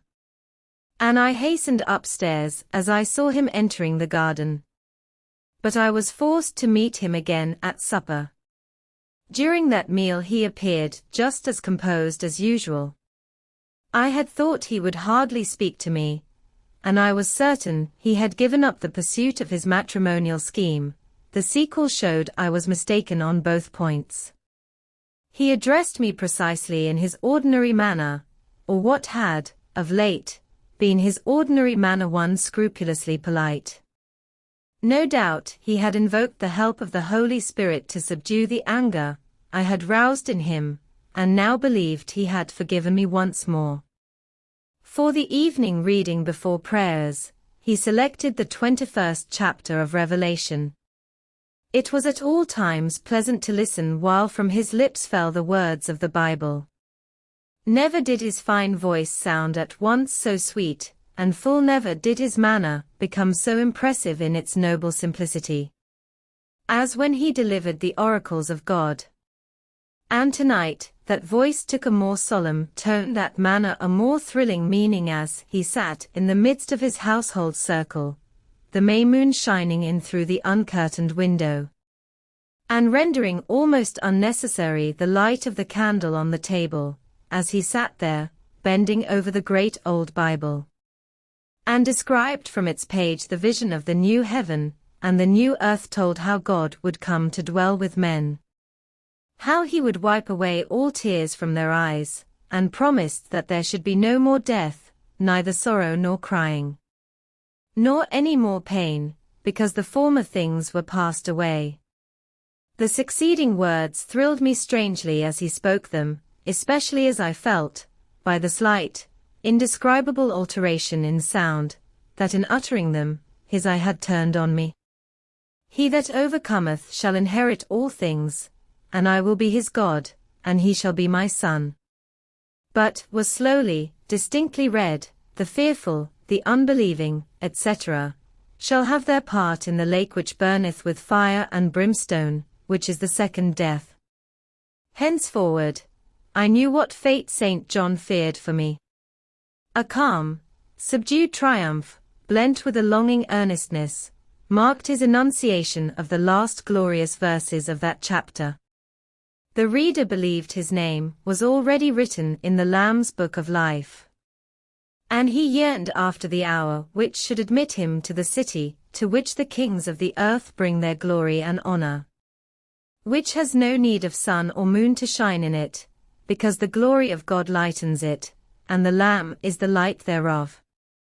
In the prayer following the chapter, all his energy gathered, all his stern zeal woke. He was in deep earnest, wrestling with God, and resolved on a conch saint. He supplicated strength for the weak-hearted, guidance for wanderers from the fold, a return, even at the 11th hour, for those whom the temptations of the world and the flesh were luring from the narrow path. He asked, he urged, he claimed the boon of a brand snatched from the burning. Earnestness is ever deeply solemn. First, as I listened to that prayer, I wondered at his, then, when it continued and rose, I was touched by it, and at last awed. He felt the greatness and goodness of his purpose so sincerely, others who heard him plead for it, could not but feel it too. The prayer over, we took leave of him. He was to go at a very early hour in the morning. Diana and Mary, having kissed him, left the room in compliance. I think, with a whispered hint from him, I tendered my hand, and wished him a pleasant journey. "Thank you, Jane. As I said, I shall return from Cambridge in a fortnight. That space, then, is yet left you for reflection. If I listened to human pride, I should say no more to you of marriage with me, but I listen to my duty, and keep steadily in view my first aim to do all things to the glory of God. My Master was long-suffering, so will I be. I cannot give you up to perdition as a vessel of wrath. Repent, resolve, while there is yet time. Remember, we are bid to work while it is day, warned that the night cometh when no man shall work. Remember the fate of Dives, who had his good things in this life. God give you strength to choose that better part, which shall not be taken from you." He laid his hand on my head, as he uttered the last words. He had spoken earnestly, mildly. His look was not, indeed, that of a lover beholding his mistress, but it was that of a pastor recalling his wandering sheep, or better, of a guardian angel watching the soul for which he is responsible. All men of talent, whether they be men of feeling or not, whether they be zealots, or aspirants, or despots, provided only they be sincere, have their sublime moments, when they subdue and rule. I felt veneration for St. John, veneration so strong that its impetus thrust me at once to the point I had so long shunned. I was tempted to cease struggling with him, to rush down the torrent of his will into the gulf of his existence, and there lose my own. I was almost as hard beset by him now as I had been once before, in a different way, by another. I was a fool both times. To have yielded then would have been an error of principle. To have yielded now would have been an error of judgment. So I think at this hour, when I look back to the crisis through the quiet medium of time, I was unconscious of folly at the instant. I stood motionless under my Hierophant's touch. My refusals were forgotten, my fears overcome, my wrestlings paralyzed. The impossible, that is, my marriage with St. John, was fast becoming the possible. All was changing utterly with a sudden sweep. Religion called, angels beckoned, God commanded, life rolled together like a scroll, death's gates opening showed eternity beyond. It seemed that for safety and bliss there, all here might be sacrificed in a second. The dim room was full of visions. "Could you decide now?" asked the missionary. The inquiry was put in gentle tones. He drew me to him as gently. Oh, that gentleness! How far more potent is it than force! I could resist St. John's wrath. I grew pliant as a reed under his kindness. Yet I knew all the time, if I yielded now, I should not the less be made to repent, some day, of my former rebellion. His nature was not changed by 1 hour of solemn prayer, it was only elevated. I could decide if I were but certain, I answered, were I but convinced that it is God's will I should marry you. I could vow to marry you here and now, come afterwards what would. My prayers are heard, ejaculated St. John. He pressed his hand firmer on my head, as if he claimed me. He surrounded me with his arm, almost as if he loved me. I say almost. I knew the difference, for I had felt what it was to be loved. But, like him, I had now put love out of the question, and thought only of duty. I contended with my inward dimness of vision, before which clouds yet rolled. I sincerely, deeply, fervently longed to do what was right, and only that. Show me the path, I entreated of heaven. I was excited more than I had ever been, and whether what followed was the effect of excitement the reader shall judge. All the house was still, for I believe all, except St. John and myself, were now retired to resaint. The one candle was dying out, the room was full of moonlight. My heart beat fast and thick. I heard its throb. Suddenly it stood still to an inexpressible feeling that thrilled it through, and passed at once to my head and extremities. The feeling was not like an electric shock, but it was quite as sharp, as strange, as startling. It acted on my senses, as if their utmost activity hitherto had been but torpor, from which they were now summoned and forced to wake. They rose expectant. Eye and ear waited while the flesh quivered on my bones. "What have you heard? What do you see?" asked St. John. "Jane. Jane. Jane. Nothing more." "Oh God. What is it?" I gasped. I might have said, "Where is it?" For it did not seem in the room nor in the house nor in the garden. It did not come out of the air nor from under the earth nor from overhead. I had heard it where, or whence, for ever impossible to know. And it was the voice of a human being, a known, loved, well-remembered voice, that of Edward Fairfax Rochester, and it spoke in pain and woe, wildly, eerily, urgently. "I am coming," I cried. "Wait for me." "Oh, I will come." I flew to the door and looked into the passage. It was dark.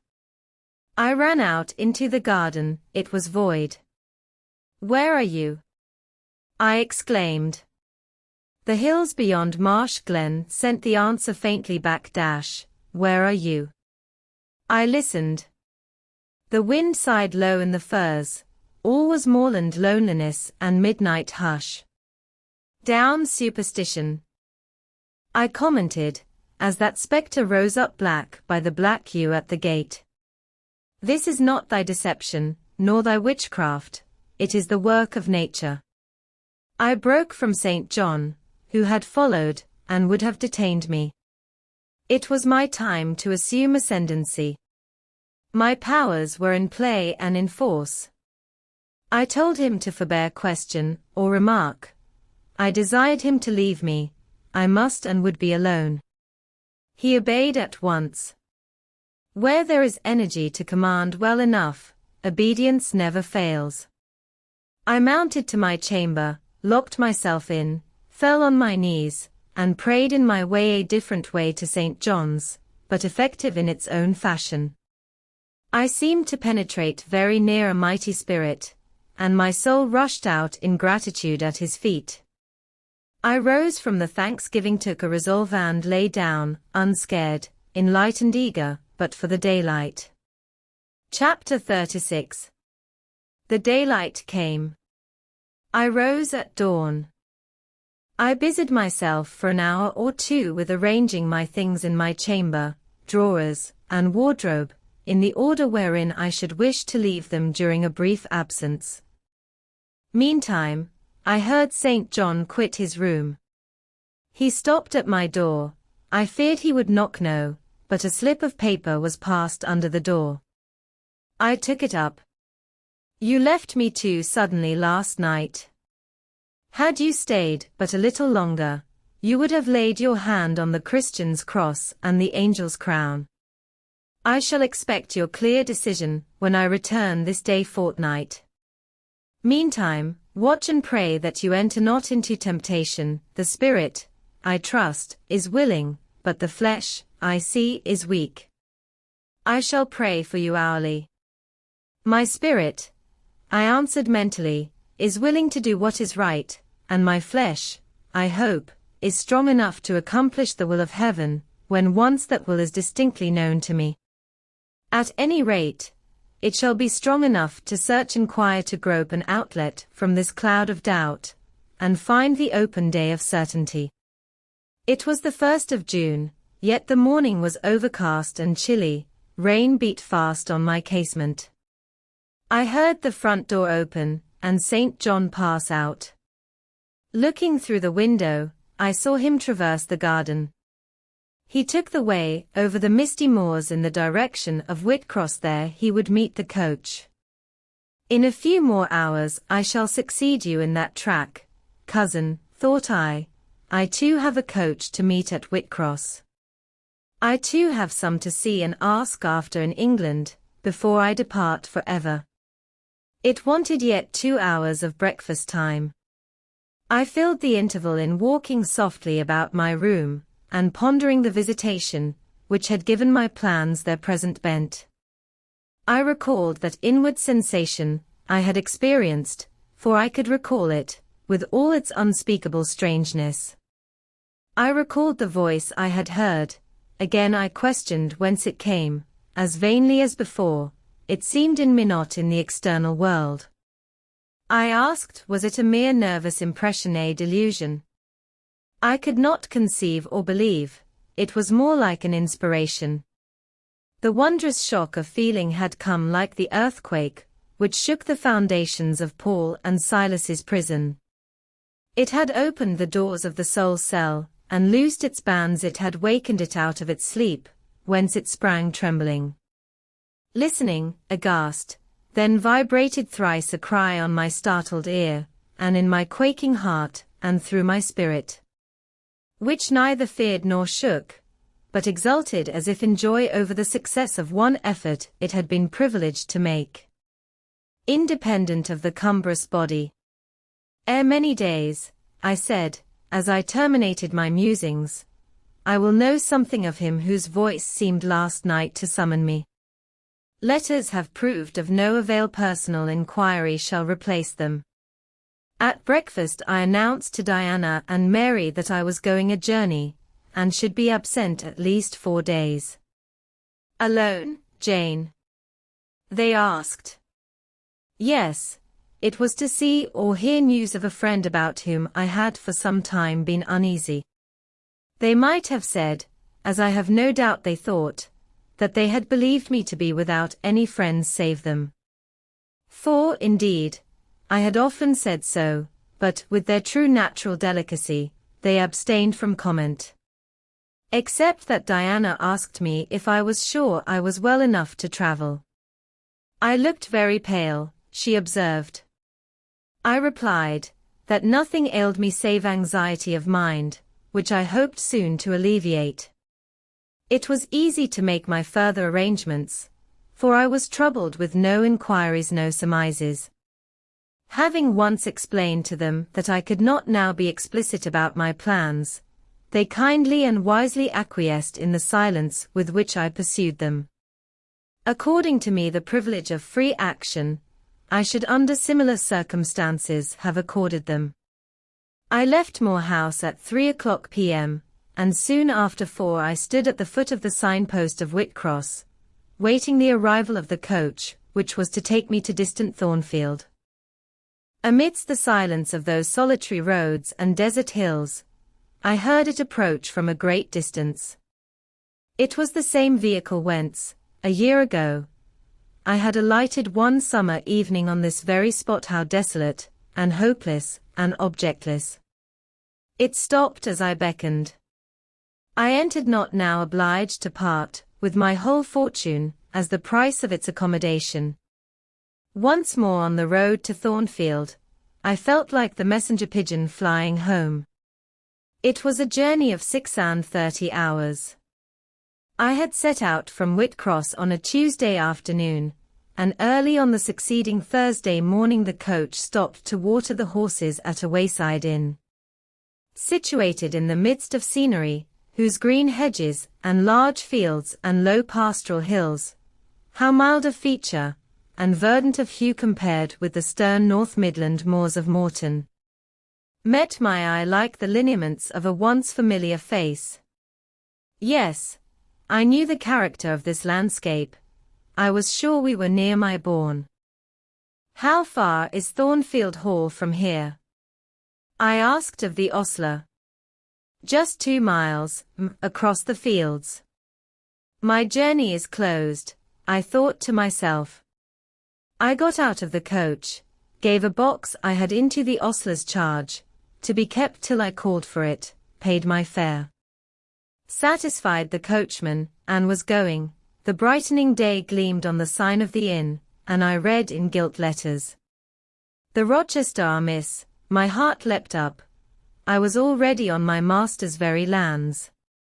"Your master himself may be beyond the British Channel, for aught you know, and then, if he is at Thornfield Hall, towards which you hasten, who besides him is there? His lunatic wife, and you have nothing to do with him, you dare not speak to him or seek his presence. You have lost your labor, you had better go no farther," urged the monitor. "Ask information of the people at the inn, they can give you all you seek, they can solve your doubts at once. Go up to that man, and inquire if Mr. Rochester be at home." The suggestion was sensible, and yet I could not force myself to act on it. I so dreaded a reply that would crush me with despair. To prolong doubt was to prolong hope. I might yet once more see the hall under the ray of her star. There was the stile before me, the very fields through which I had hurried, blind, deaf, distracted with a revengeful fury tracking and scourging me. On the morning I fled from Thornfield, ere I well knew what course I had resolved to take, I was in the midst of them. How fast I walked! How I ran sometimes! How I looked forward to catch the first view of the well-known woods! With what feelings I welcomed single trees I knew, and familiar glimpses of meadow and hill between them. At last the woods rose, the rookery clustered dark, a loud cawing broke the morning stillness. Strange delight inspired me, on I hastened. Another field crossed, a lane threaded, and there were the courtyard walls, the back offices, the house itself, the rookery still hid. My first view of it shall be in front, I determined, where its bold battlements will strike the eye nobly at once. And where I can single out my master's very window, perhaps he will be standing at it. He rises early. Perhaps he is now walking in the orchard, or on the pavement in front. Could I but see him! But a moment. Surely, in that case, I should not be so mad as to run to him. I cannot tell, I am not certain. And if I did, what then? God bless him. What then? Who would be hurt by my once more tasting the life his glance can give me? I rave. Perhaps at this moment he is watching the sun rise over the Pyrenees, or on the tideless sea of the south.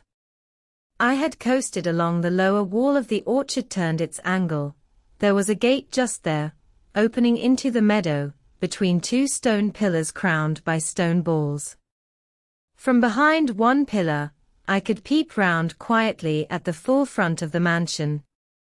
I advanced my head with precaution, desirous to ascertain if any bedroom window blinds were yet drawn up. Battlements, windows, long frontal from this sheltered station, were at my command. The crows sailing overhead perhaps watched me while I took this survey. I wonder what they thought. They must have considered I was very careful and timid at first, and that gradually I grew very bold and reckless. A peep, and then a long stare, and then a departure from my niche and a straying out into the meadow, and a sudden stop full in front of the great mansion, and a protracted, hardy gaze towards it. What affectation of diffidence was this at first? They might have demanded, what stupid regardlessness now? Here an illustration, reader. A lover finds his mistress asleep on a mossy bank. He wishes to catch a glimpse of her fair face without waking her. He steals softly over the grass, careful to make no sound. He pauses, fancying she has stirred. He withdraws, not for worlds would he be seen. All is still. He again advances. He bends above her. A light veil rests on her features. He lifts it. Bends lower. Now his eyes anticipate the vision of beauty, warm and blooming and lovely. In recent how hurried was their first glance. But how they fix! How he starts! How he suddenly and vehemently clasps in both arms the form he dared not, a moment since, touch with his finger. How he calls aloud a name, and drops his burden, and gazes on it wildly. He thus grasps and cries, and gazes, because he no longer fears to waken by any sound he can utter, by any movement he can make. He thought his love slept sweetly, he finds she is stone dead. I looked with timorous joy towards a stately house, I saw a blackened ruin. No need to cower behind a gatepost, indeed. To peep up at chamber lattices, fearing life was astir behind them. No need to listen for doors opening to fancy steps on the pavement, or the gravel walk. The lawn, the grounds were trodden and waste, the portal yawned void.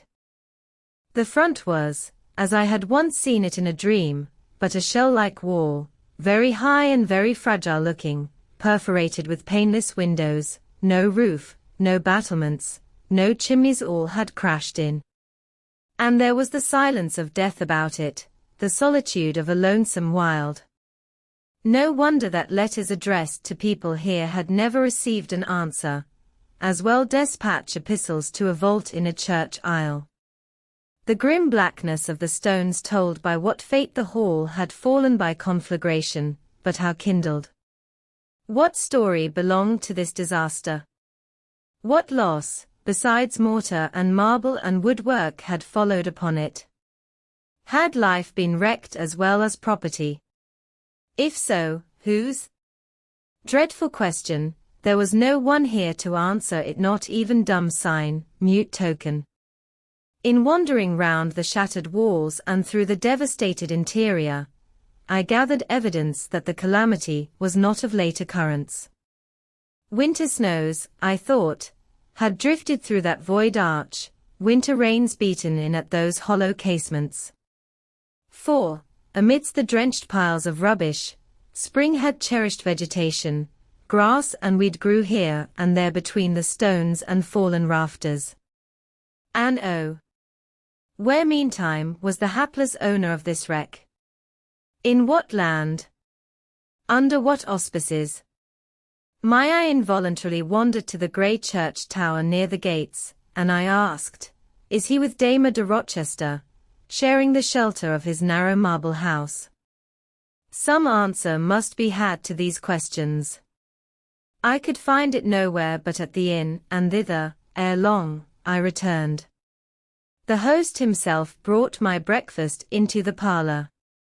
I requested him to shut the door and sit down. I had some questions to ask him. But when he complied, I scarcely knew how to begin, such horror had I of the possible answers. And yet the spectacle of desolation I had just left prepared me in a measure for a tale of misery. The host was a respectable-looking, middle-aged man. You know Thornfield Hall, of course. I managed to say at last. Yes, I lived there once. Did you? Not in my time, I thought. You are a stranger to me. I was the late Mr. Rochester's butler, he added. The late. I seemed to have received, with full force, the blow I had been trying to evade. The late. I gasped. Is he dead? I mean the present gentleman, Mr. Edward's father, he explained. I breathed again, my blood resumed its flow. Fully assured by these words that Mr. Edward, my Mr. Rochester, God bless him, wherever he was at least alive, was, in short, the present gentleman. Gladdening words. It seemed I could hear all that was to come, whatever the disclosures might be, with comparative tranquillity. Since he was not in the grave, I could bear, I thought, to learn that he was at the Antipodes. Is Mr. Rochester living at Thornfield Hall now?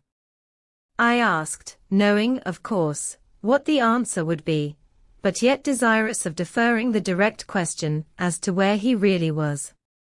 No, Marmo, no. No one is living there. I suppose you are a stranger in these parts, or you would have heard what happened last autumn. Thornfield Hall is quite a ruin, it was burnt down just about harvest time. A dreadful calamity. Such an immense quantity of valuable property destroyed, hardly any of the furniture could be saved. The fire broke out at dead of night, and before the engines arrived from Millcote, the building was one mass of flame. It was a terrible spectacle. I witnessed it myself. At dead of night. I muttered. Yes, that was ever the hour of fatality at Thornfield. Was it known how it originated? I demanded. They guessed. Indeed, I should say it was ascertained beyond a doubt. You are not perhaps aware, he continued, edging his chair a little nearer the table, and speaking low, that there was a Lady A lunatic, kept in the house. I have heard something of it. She was kept in very close confinement. People even for some years was not absolutely certain of her existence. No one saw her, they only knew by rumor that such a person was at the Hall, and who or what she was it was difficult to conjecture. They said Mr. Edward had brought her from abroad, and some believed she had been his mistress. But a queer thing happened a year since, a very queer thing. I feared now to hear my own story. I endeavored to recall him to the main fact. And this lady, he answered, turned out to be Mr. Rochester's wife. The discovery was brought about in the strangest way. But the fire, I suggested. I'm coming to that, ma'am, that Mr. Edward fell in love with. The servants say they never saw anybody so much in love as he was after her continually. They used to watch him, servants will, you know, ma'am, and he set store on her past everything, for all, nobody but him thought her so very handsome. She was a little small thing, they say, almost like a child. I never saw her myself, but I've heard Leah, the housemaid, tell of her. Leah liked her well enough. Mr. Rochester was about 40, and this governess not 20, and you see, when gentlemen of his age fall in love with girls, they are often like as if they were bewitched. Well, he would marry her. You shall tell me this part of the story another time, I said, but now I have a particular reason for wishing to hear all about the fire. Was it suspected that this lunatic, Mrs. Rochester, had any hand in it? You've hit it. It's quite certain that it was her, and nobody but her, that set it going. She had a woman to take care of her called Mrs. Poole, an able woman in her line, and very trustworthy. But for one fault, a fault common to a deal of them nurses and matrons, she kept a private bottle of gin by her, and now and then took a drop overmuch. It is excusable, for she had a hard life of it, but still it was dangerous, for when Mrs. Poole was fast asleep after the gin and water, the mad lady, who was as cunning as a witch, would take the keys out of her pocket, let herself out of her chamber, and go roaming about the house, doing any wild mischief that came into her head. They say she had nearly burnt her husband in his bed once, but I don't know about that. However, on this night, she set fire first to the hangings of the room next her own, and then she got down to a lower story, and made her way to the chamber that had been the governess's dash. She was like as if she knew somehow how matters had gone on, and had a spite at her, and she kindled the bed there, but there was nobody sleeping in it, fortunately. The governess had run away 2 months before, and for all Mr. Rochester sought her, as if she had been the most precious thing he had in the world. He never could hear a word of her, and he grew savage, quite savage on his disappointment. He never was a wild man, but he got dangerous after he lost her. He would be alone, too. He sent Mrs. Fairfax, the housekeeper, away to her friends at a distance, but he did it handsomely, for he settled an annuity on her for life, and she deserved it. She was a very good woman. Miss Adele, a ward he had, was put to school. He broke off acquaintance with all the gentry, and shut himself up like a hermit at the hall. What? Did he not leave England? Leave England? Bless you, no. He would not cross the doorstones of the house, except at night, when he walked just like a ghost about the grounds and in the orchard as if he had lost his senses, which it is my opinion he had. For a more spirited, bolder, keener gentleman than he was before that midge of a governess crossed him. You never saw. He was not a man given to wine, or cards, or racing, as some are, and he was not so very handsome, but he had a courage and a will of his own, if ever man had. I knew him from a boy, you see, and for my part, I have often wished that Miss Eyre had been sunk in the sea before she came to Thornfield Hall. Then Mr. Rochester was at home when the fire broke out. Yes, indeed was he, and he went up to the attics when all was burning above and below, and got the servants out of their beds and helped them down himself. And went back to get his mad wife out of her cell. And then they called out to him that she was on the roof, where she was standing, waving her arms, above the battlements. And shouting out till they could hear her a mile off. I saw her and heard her with my own eyes. She was a big woman, and had long black hair, we could see it streaming against the flames as she stood. I witnessed, and several more witnessed, Mr. Rochester ascend through the skylight onto the roof. We heard him call Bertha. We saw him approach her, and then, she yelled and gave a spring, and the next minute she lay smashed on the pavement. The next minute she lay smashed on the pavement. Dead? Dead. Dead as the stones on which her brains and blood were scattered. Good God! You may well say so, it was frightful. He shuddered. And afterwards?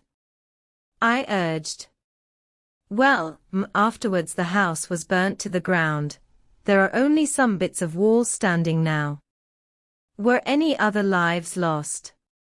No, perhaps it would have been better if there had. What do you mean? Poor Mr. Edward! He ejaculated. I little thought ever to have seen it. Some say it was a just judgment on him for keeping his first marriage secret, and wanting to take another wife while he had one living, but I pity him, for my part. You said he was alive? I exclaimed. Yes, he is alive, but many think he had better be dead. Why? How? My blood was again running cold. Where is he? I demanded. Is he in England? He's in England. He can't get out of England. I fancy he's a fixture now. What agony was this? And the man seemed resolved to protract it. He is stone blind, he said at last. Yes, he is stone blind, is Mr. Edward. I had dreaded worse. I had dreaded he was mad. I summoned strength to ask what had caused this calamity. It was all his own courage, and a body may say, his kindness in a way. He wouldn't leave the house till every one else was out before him. As he came down the great staircase at last, after Mrs. Rochester had flung herself from the battlements, there was a great crash, all fell. He was taken out from under the ruins, alive, but sadly hurt. A beam had fallen in such a way as to protect him partly. But one eye was knocked out, and one hand so crushed that Mr. Carter, the surgeon, had to amputate it directly. The other eye inflamed, he lost the sight of that also. He is now helpless, indeed blind and a cripple. Where is he? Where does he now live? At Ferndean, a manor house on a farm he has, about 30 miles off, quite a desolate spot. Who is with him? Old John and his wife, he would have none else. He is quite broken down, they say. Have you any sort of conveyance? We have a chaise, a very handsome chaise. Let it be got ready instantly, and if your postboy can drive me to Ferndean before dark this day, I'll pay both you and him twice the hire you usually demand. Chapter 37. The manor house of Ferndean was a building of considerable antiquity, moderate size, and no architectural pretensions, deep buried in a wood. I had heard of it before. Mr. Rochester often spoke of it, and sometimes went there. His father had purchased the estate for the sake of the game covers. He would have let the house, but could find no tenant, in consequence of its ineligible and insalubrious site. Ferndean then remained uninhabited and unfurnished, with the exception of some 2 or 3 rooms fitted up for the accommodation of the squire when he went there in the season to shoot. To this house I came just ere dark on an evening marked by the characteristics of sad sky, cold gale, and continued small penetrating rain. The last mile I performed on foot, having dismissed the chaise and driver with the double remuneration I had promised. Even when within a very short distance of the manor house, you could see nothing of it, so thick and dark grew the timber of the gloomy wood about it. Iron gates between granite pillars showed me where to enter, and passing through them, I found myself at once in the twilight of close-ranked trees. There was a grass-grown track descending the forest aisle between hoar and knotty shafts, and under branched arches. I followed it, expecting soon to reach the dwelling, but it stretched on and on, it wound far and farther, no sign of habitation or grounds was visible. I thought I had taken a wrong direction and lost my way. The darkness of natural, as well as of sylvan dusk gathered over me. I looked round in search of another road. There was none, all was interwoven stem, columnar trunk, dense summer foliage, no opening anywhere. I proceeded, at last my way opened, the trees thinned a little, presently I beheld a railing, then the house scarce. By this dim light, distinguishable from the trees, so dank and green were its decaying walls. Entering a portal, fastened only by a latch, I stood amidst a space of enclosed ground, from which the wood swept away in a semicircle. There were no flowers, no garden beds, only a broad gravel walk girdling a grass plat, and this set in the heavy frame of the foresaint. The house presented 2 pointed gables in its front. The windows were latticed and narrow, the front door was narrow too, 1 step led up to it.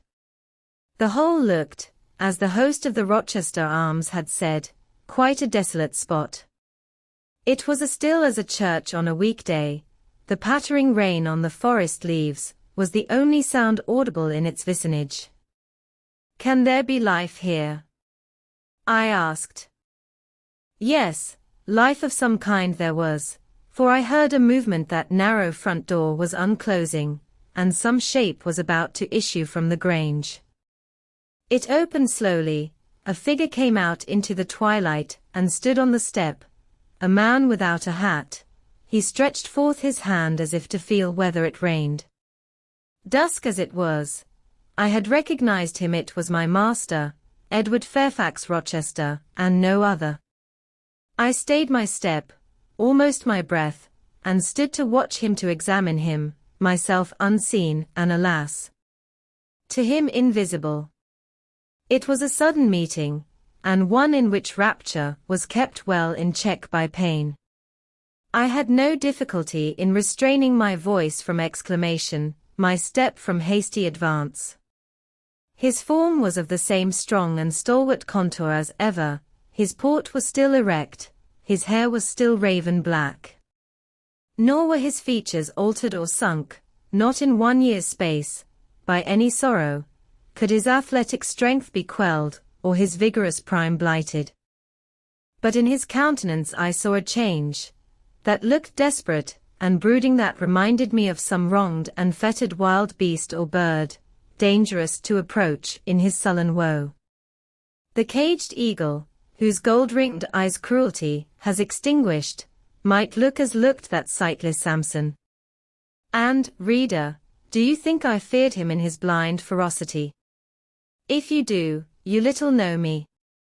A soft hope blent with my sorrow that soon I should dare to drop a kiss on that brow of rock, and on those lips so sternly sealed beneath it, but not yet. I would not accost him yet. He descended the one step, and advanced slowly and gropingly towards the grass plat. Where was his daring stride now? Then he paused, as if he knew not which way to turn. He lifted his hand and opened his eyelids, gazed blank, and with a straining effort, on the sky, and toward the amphitheater of trees. One saw that all to him was void darkness. He stretched his right hand, the left arm, the mutilated one, he kept hidden in his bosom. He seemed to wish by touch to gain an idea of what lay around him. He met but vacancy still, for the trees were some yards off where he stood. He relinquished the endeavor, folded his arms, and stood quiet and mute in the rain, now falling fast on his uncovered head. At this moment John approached him from some quarter. "Will you take my arm, sir?" he said. "There is a heavy shower coming on. Had you not better go in?" "Let me alone," was the answer. John withdrew without having observed me. Mr. Rochester now tried to walk about, vainly, all was too uncertain. He groped his way back to the house, and, re-entering it, closed the door. I now drew near and knocked. John's wife opened for me. "Mary," I said, "how are you?" She started as if she had seen a ghost. I calmed her. To her hurried, "Is it really you, miss, come at this late hour to this lonely place?" I answered by taking her hand, and then I followed her into the kitchen, where John now sat by a good fire.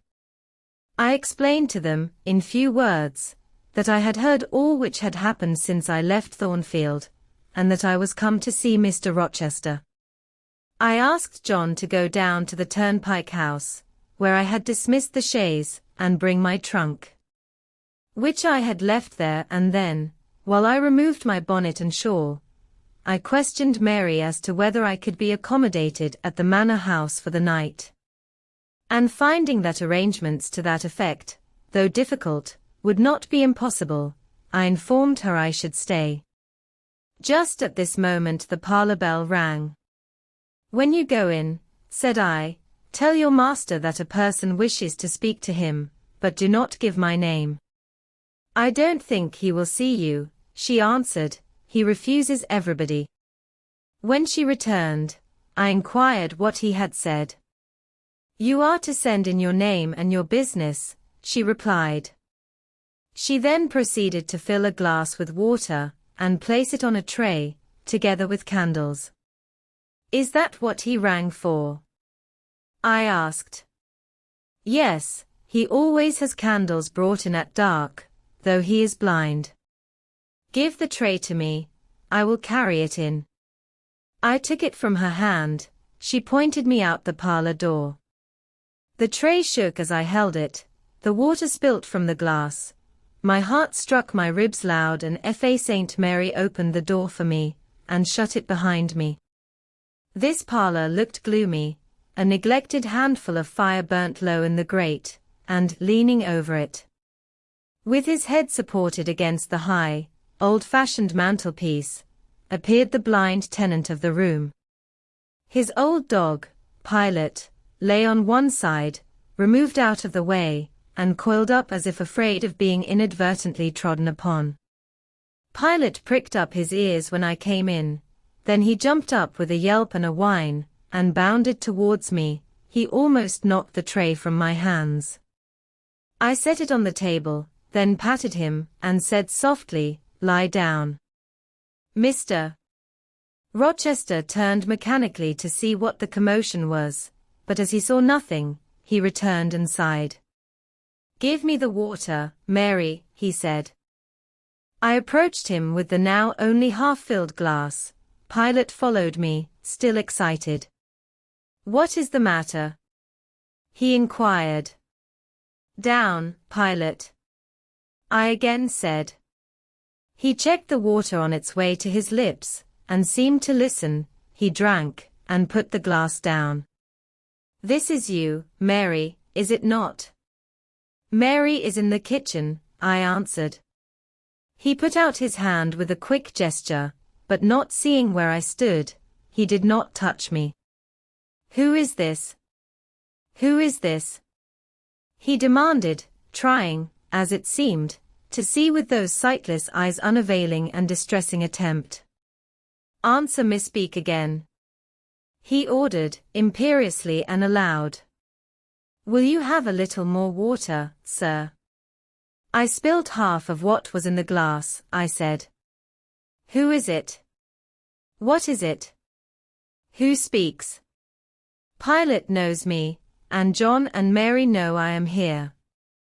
"I came only this evening," I answered. Great God! What delusion has come over me? What sweet madness has seized me? No delusion, no madness. Your mind, sir, is too strong for delusion, your health too sound for frenzy. And where is the speaker? Is it only a voice? Oh! I cannot see, but I must feel, or my heart will stop and my brain burst. Saint whatever whoever you are, be perceptible to the touch, or I cannot live.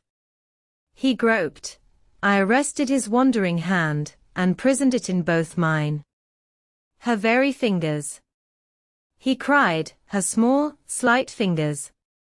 If so, there must be more of her. The muscular hand broke from my custody, my arm was seized, my shoulder, neck, waist, eye was entwined and gathered to him. Is it Jane? What is it? And this her voice, I added. She is all here, her heart, too. God bless you, sir. I am glad to be so near you again. Jane Eyre. Jane Eyre, was all he said. My dear master, I answered, I am Jane Eyre. I have found you out, I am come back to you. In truth. In the flesh. My living Jane. You touch me, sir, you hold me, and fast enough. I am not cold like a corpse, nor vacant like air, am I? My living darling. These are certainly her limbs, and these her features, but I cannot be so blessed, after all my misery. It is a dream, such dreams as I have had at night, when I have clasped her once more to my heart, as I do now. And kissed her, as thus, and felt that she loved me, and trusted that she would not leave me. Which I never will, sir, from this day. Never will, says the vision.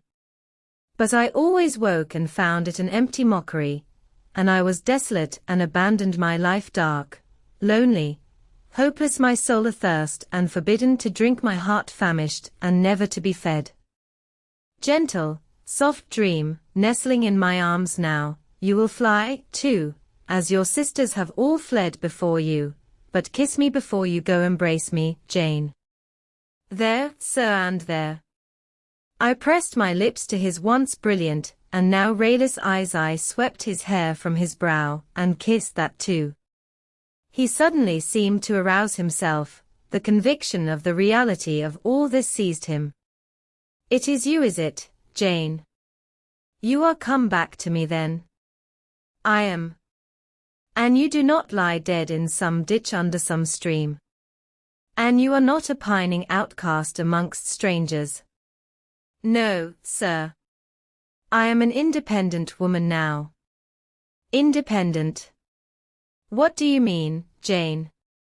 My uncle in Madeira is dead, and he left me £5,000. Ah? This is practical, this is real. He cried, I should never dream that.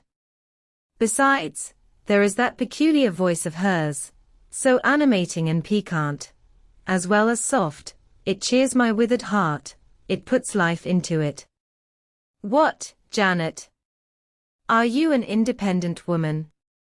A rich woman? Quite rich, sir.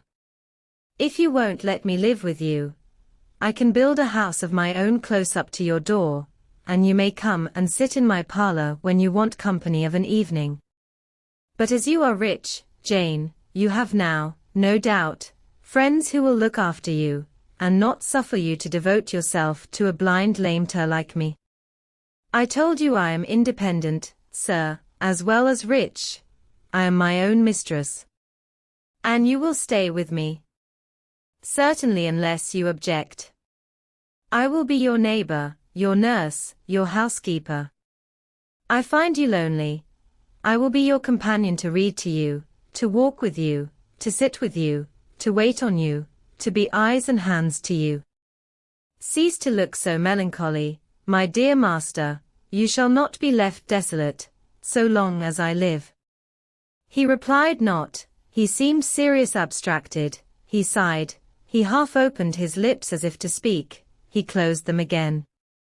I felt a little embarrassed. Perhaps I had too rashly overleaped conventionalities, and he, like St. John, saw impropriety in my inconsiderateness.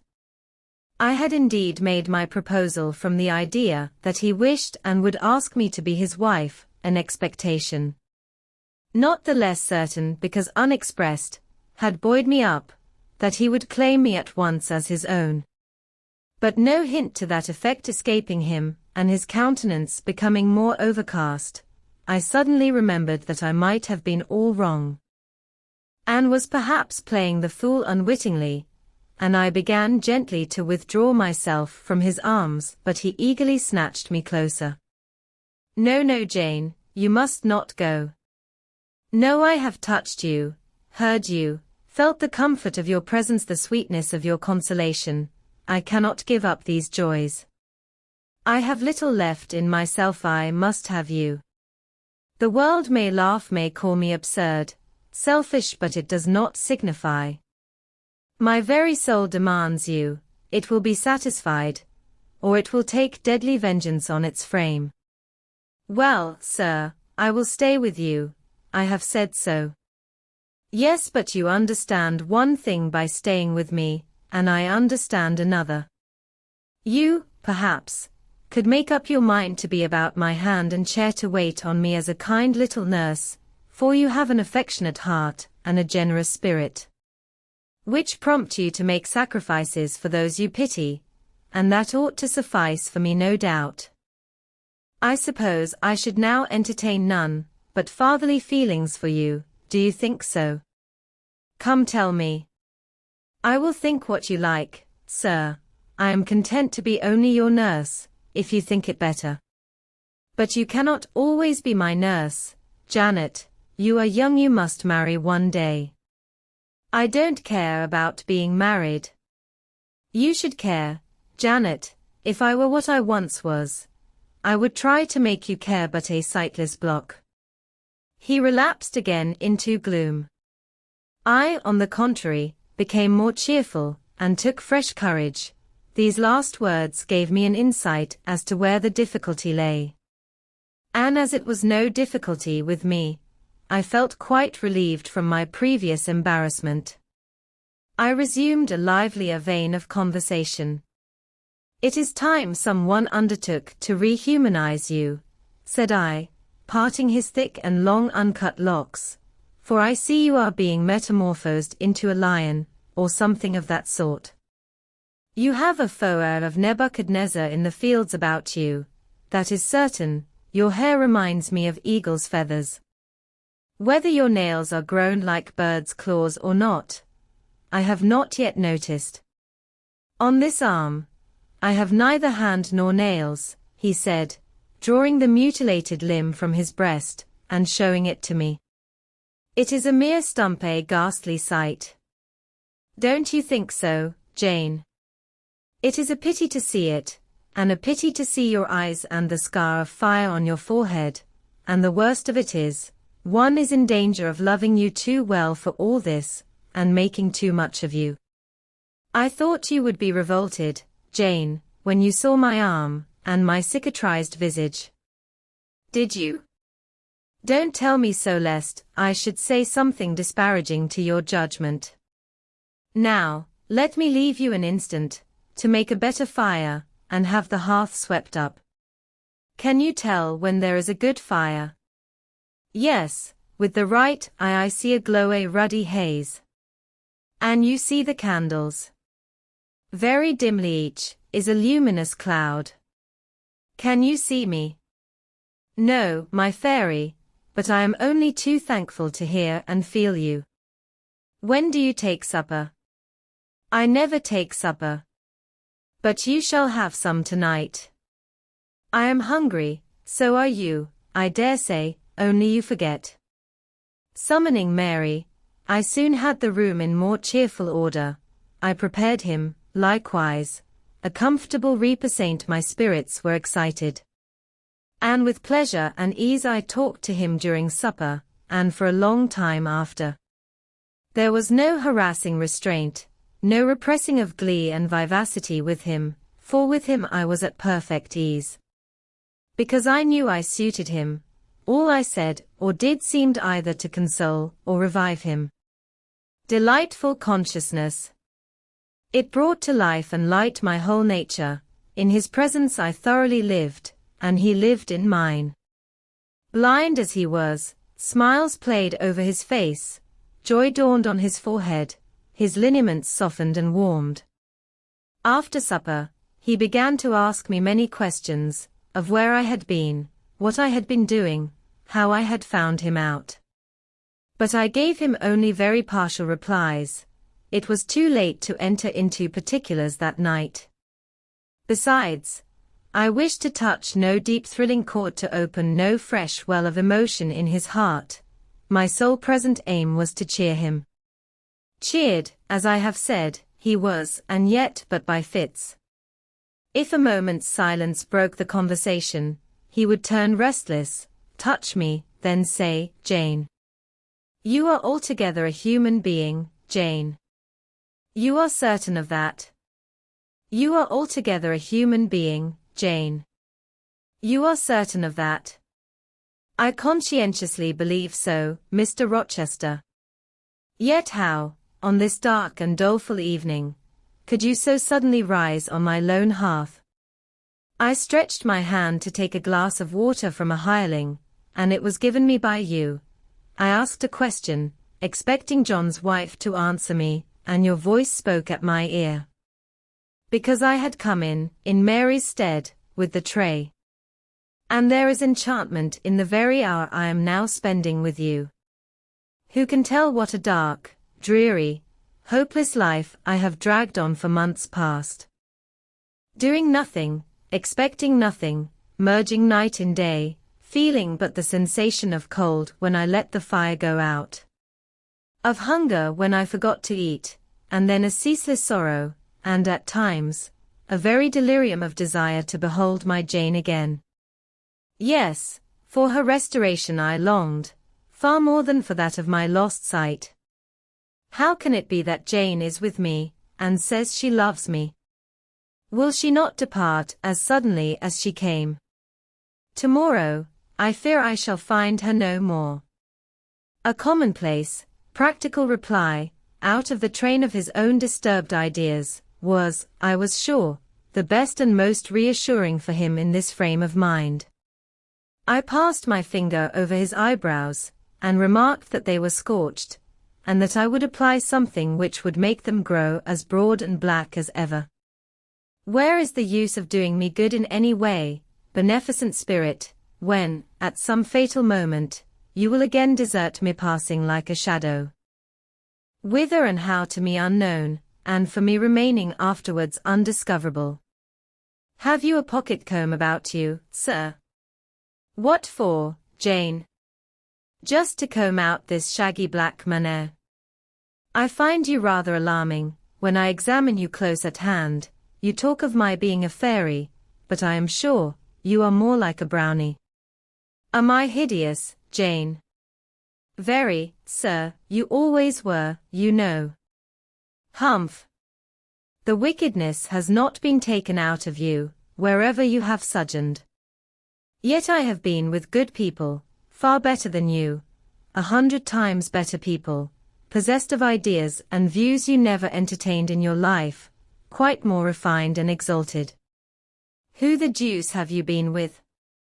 If you twist in that way you will make me pull the hair out of your head, and then I think you will cease to entertain doubts of my substantiality. Who have you been with, Jane?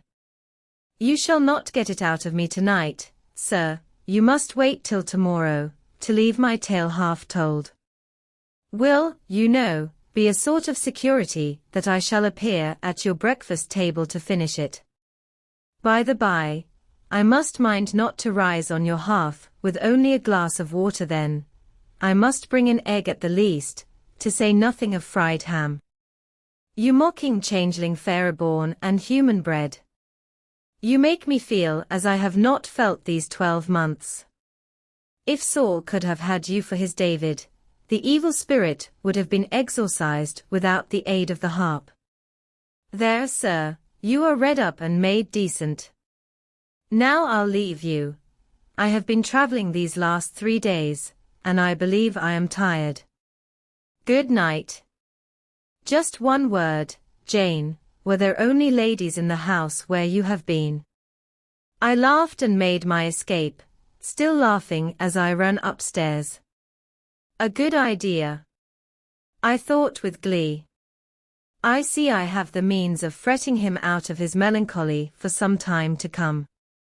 Very early the next morning I heard him up and astir, wandering from one room to another.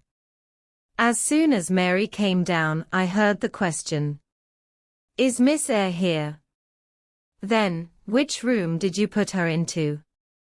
Was it dry? Is she up? Go and ask if she wants anything, and when she will come down. I came down as soon as I thought there was a prospect of breakfast. Entering the room very softly, I had a view of him before he discovered my presence. It was mournful, indeed, to witness the subjugation of that vigorous spirit to a corporeal infirmity. He sat in his chair still, but not at rest, expectant evidently, the lines of now habitual sadness marking his strong features. His countenance reminded one of a lamp quenched, waiting to be relit, and alas! It was not himself that could now kindle the lustre of animated expression, he was dependent on another for that office. I had meant to be gay and careless, but the powerlessness of the strong man touched my heart to the quick. Still I accosted him with what vivacity I could. It is a bright, sunny morning, sir, I said. The rain is over and gone, and there is a tender shining after it. You shall have a walk soon. I had wakened the glow, his features beamed.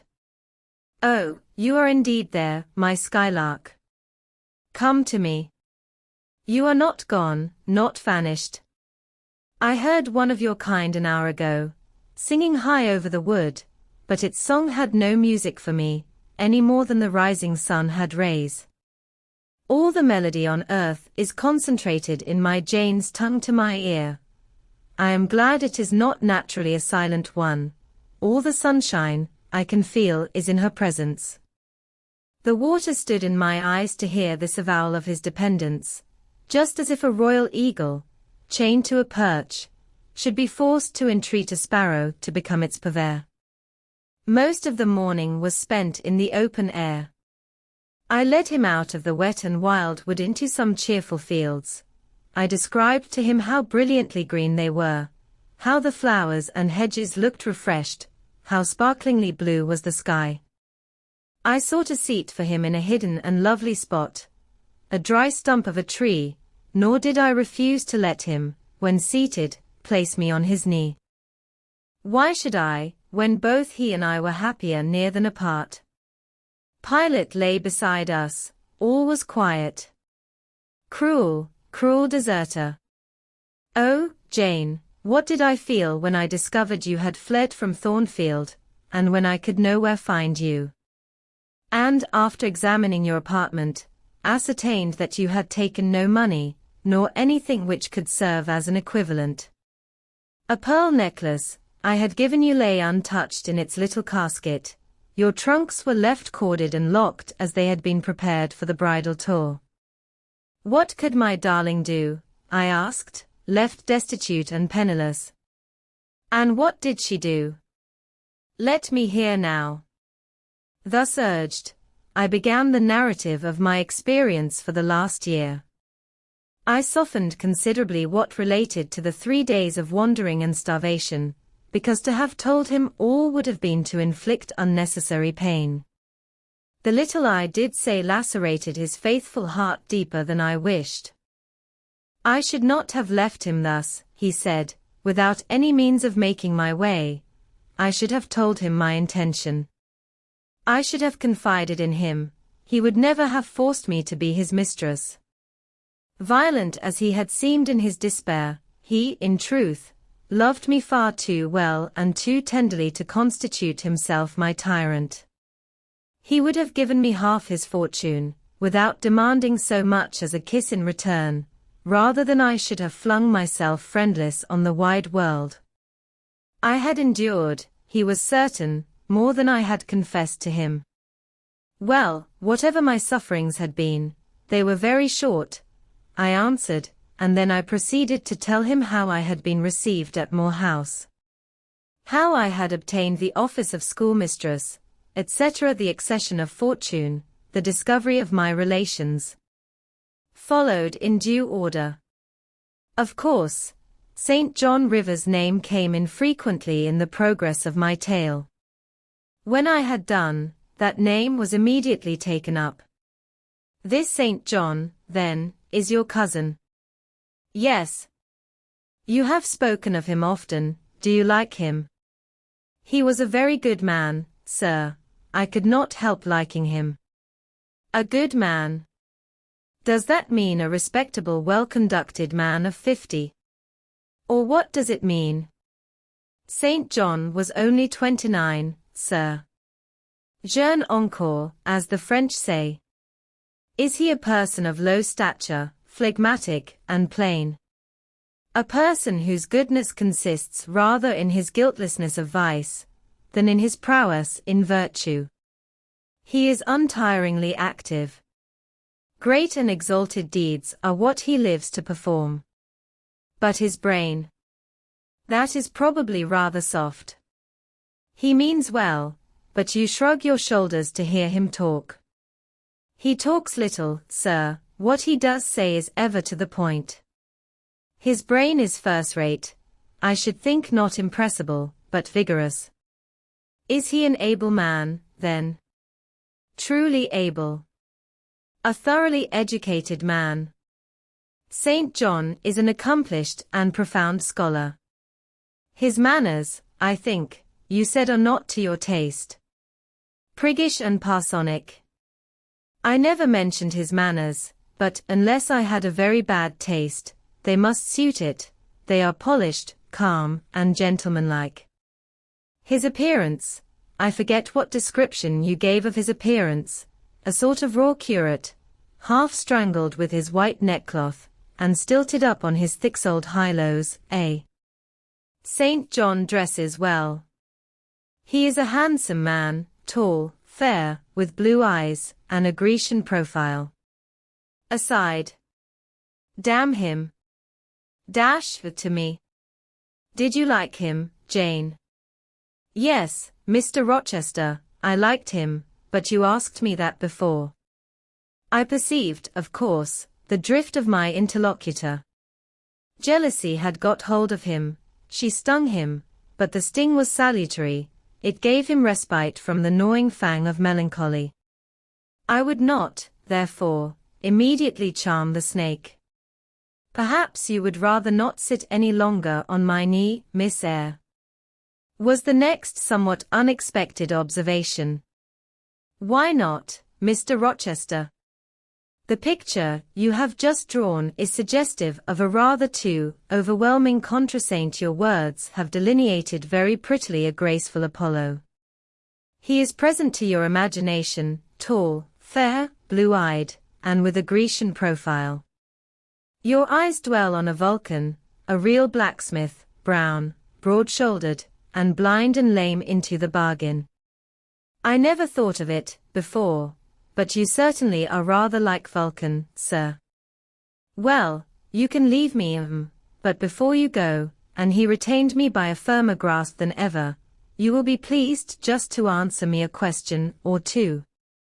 He paused. What questions, Mr. Rochester? Then followed this cross-examination. St. John made you schoolmistress of Morton, before he knew you were his cousin. Yes. You would often see him. He would visit the school sometimes. Daily. He would approve of your plans, Jane. I know they would be clever, for you are a talented creature. He approved of them, yes. He would discover many things in you he could not have expected to find. Some of your accomplishments are not ordinary. I don't know about that. You had a little cottage near the school, you say. Did he ever come there to see you? Now and then. Of an evening. Once or twice. A pause. How long did you reside with him and his sisters after the cousinship was discovered? 5 months. Did Rivers spend much time with the ladies of his family? Yes, the back parlour was both his study and ours. He sat near the window, and we by the table.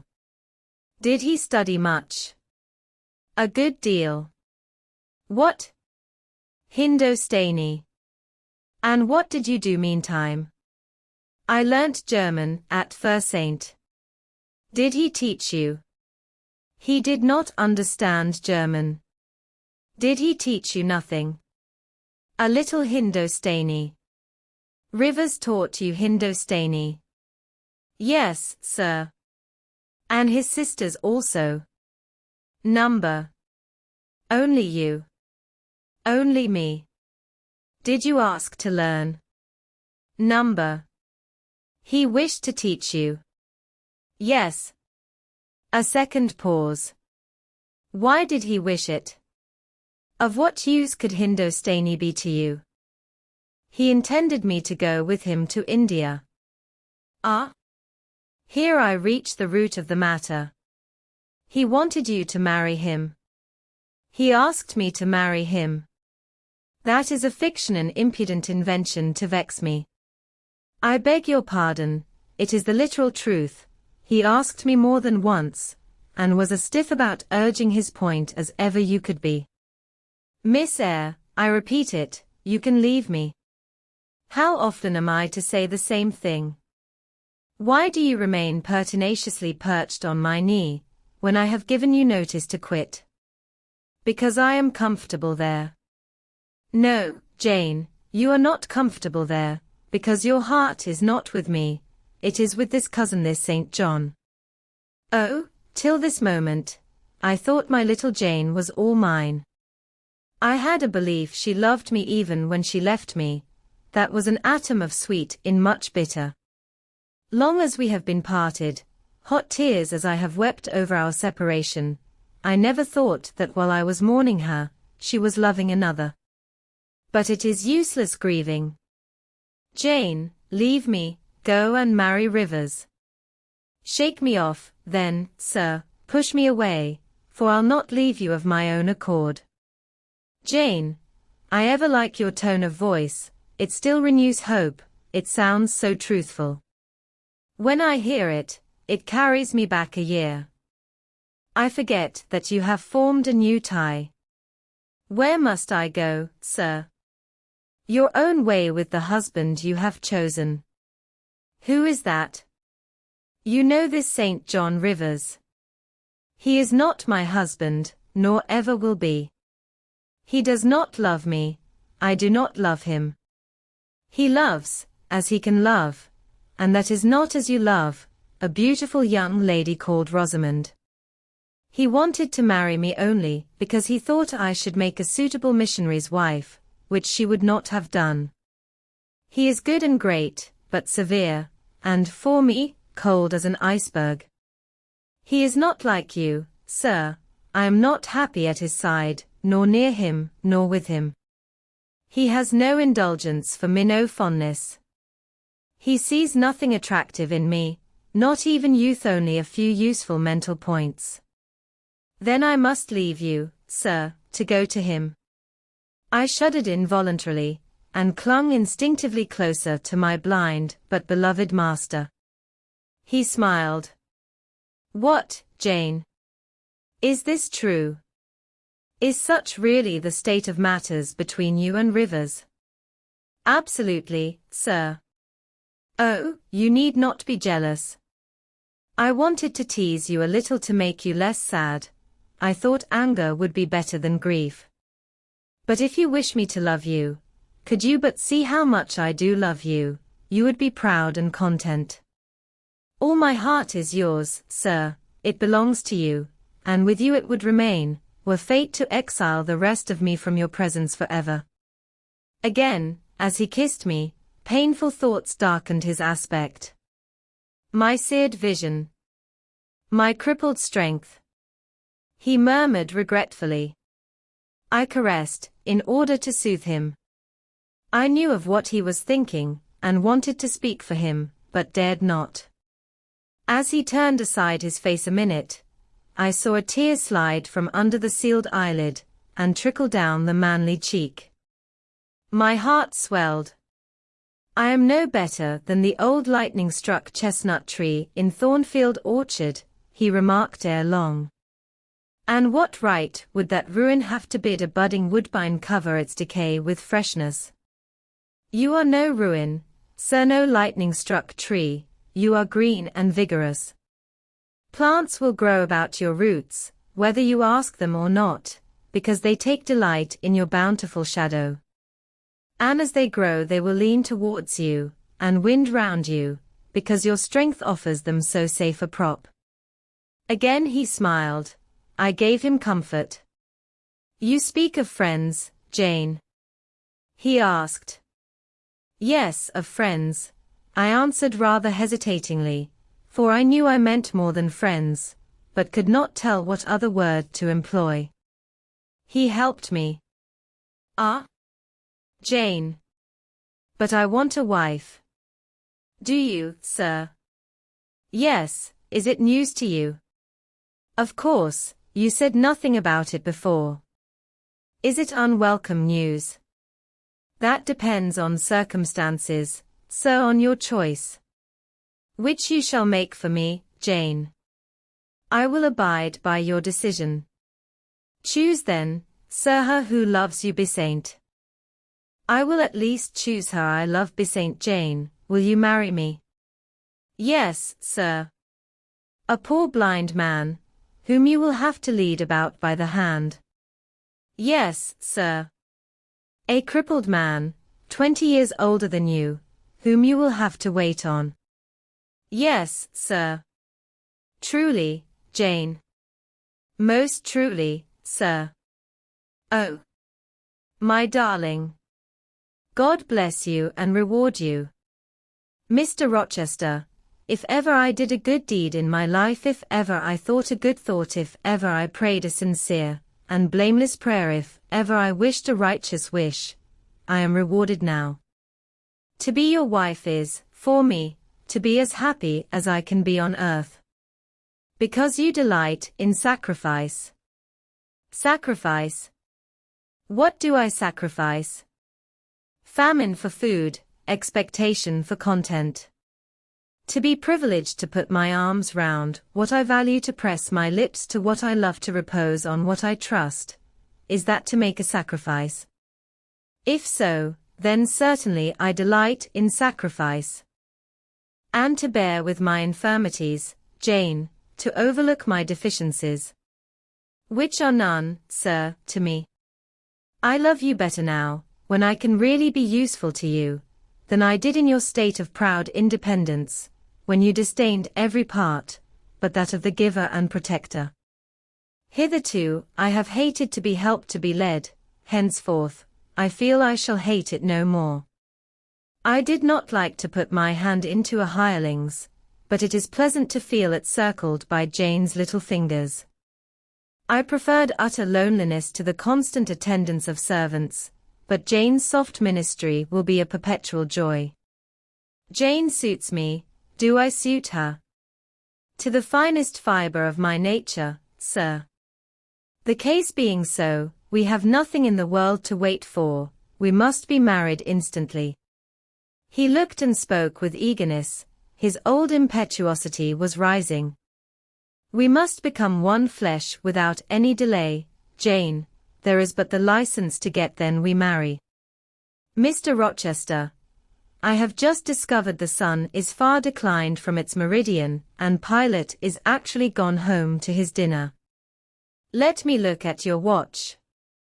Fasten it into your girdle, Janet, and keep it henceforward, I have no use for it. It is nearly 4 o'clock in the afternoon, sir.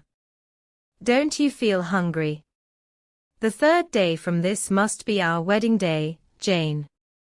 Never mind fine clothes and jewels, now, all that is not worth a fillip. The sun has dried up all the raindrops, sir. The breeze is still, it is quite hot. Do you know, Jane, I have your little pearl necklace at this moment fastened round my bronze scrag under my cravat. I have worn it since the day I lost my only treasure, as a memento of her. We will go home through the wood, that will be the shadiest way. He pursued his own thoughts without heeding me. Jane, you think me, I dare say, an irreligious dog, but my heart swells with gratitude to the beneficent God of this earth just now. He sees not as man sees, but far clearer, judges not as man judges, but far more wisely. I did wrong. I would have sullied my innocent flower-breathed guilt on its purity, the Omnipotent snatched it from me. I, in my stiff-necked rebellion, almost cursed the dispensation, instead of bending to the decree, I defied it. Divine justice pursued its course, disasters came thick on me, I was forced to pass through the valley of the shadow of death. His chastisements are mighty, and one smote me which has humbled me forever. You know I was proud of my strength, but what is it now, when I must give it over to foreign guidance, as a child does its weakness? Of late, Jane, only of late I began to see and acknowledge the hand of God in my doom. I began to experience remorse, repentance, the wish for reconcilement to my Maker. I began sometimes to pray, very brief prayers they were, but very sincere. Some days since, nay, I can number them 4, it was last Monday night, a singular mood came over me, one in which grief replaced frenzied sorrow, sullenness. I had long had the impression that since I could nowhere find you, you must be dead.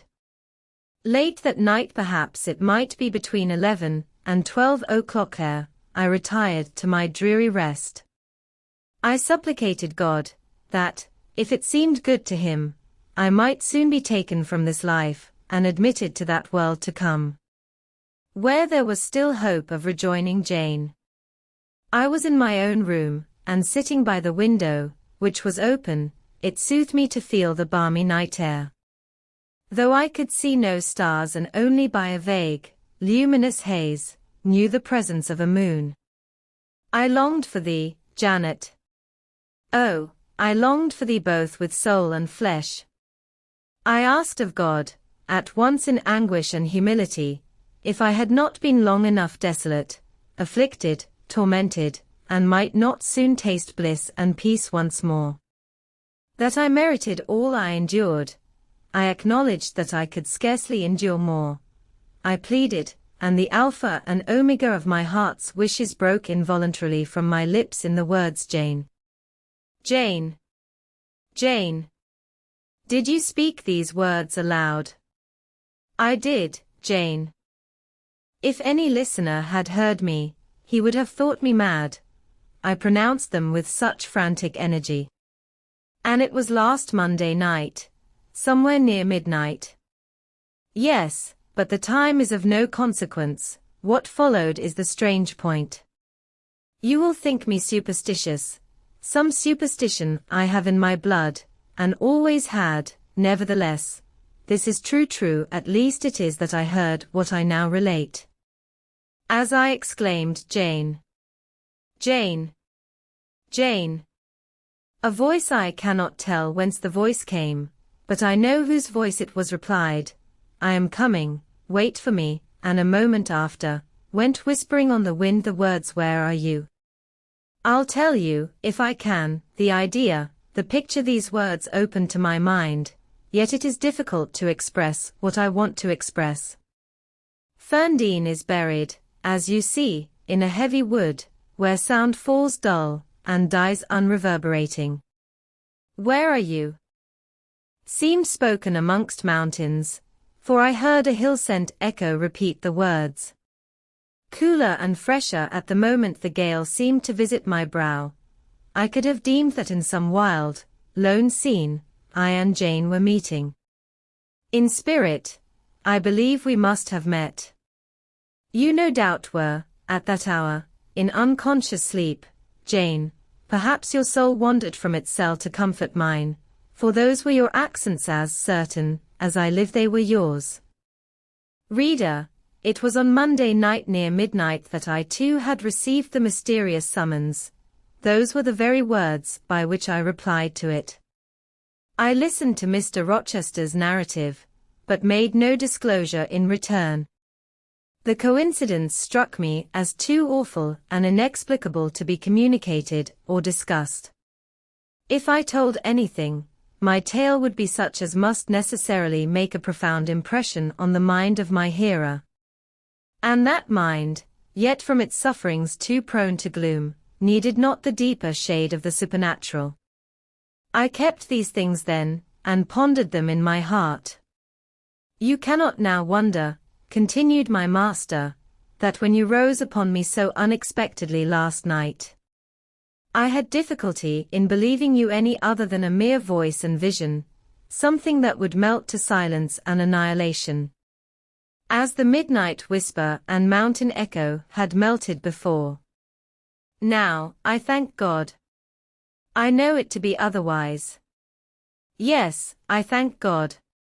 He put me off his knee, rose, and reverently lifting his hat from his brow, and bending his sightless eyes to the earth, he stood in mute devotion.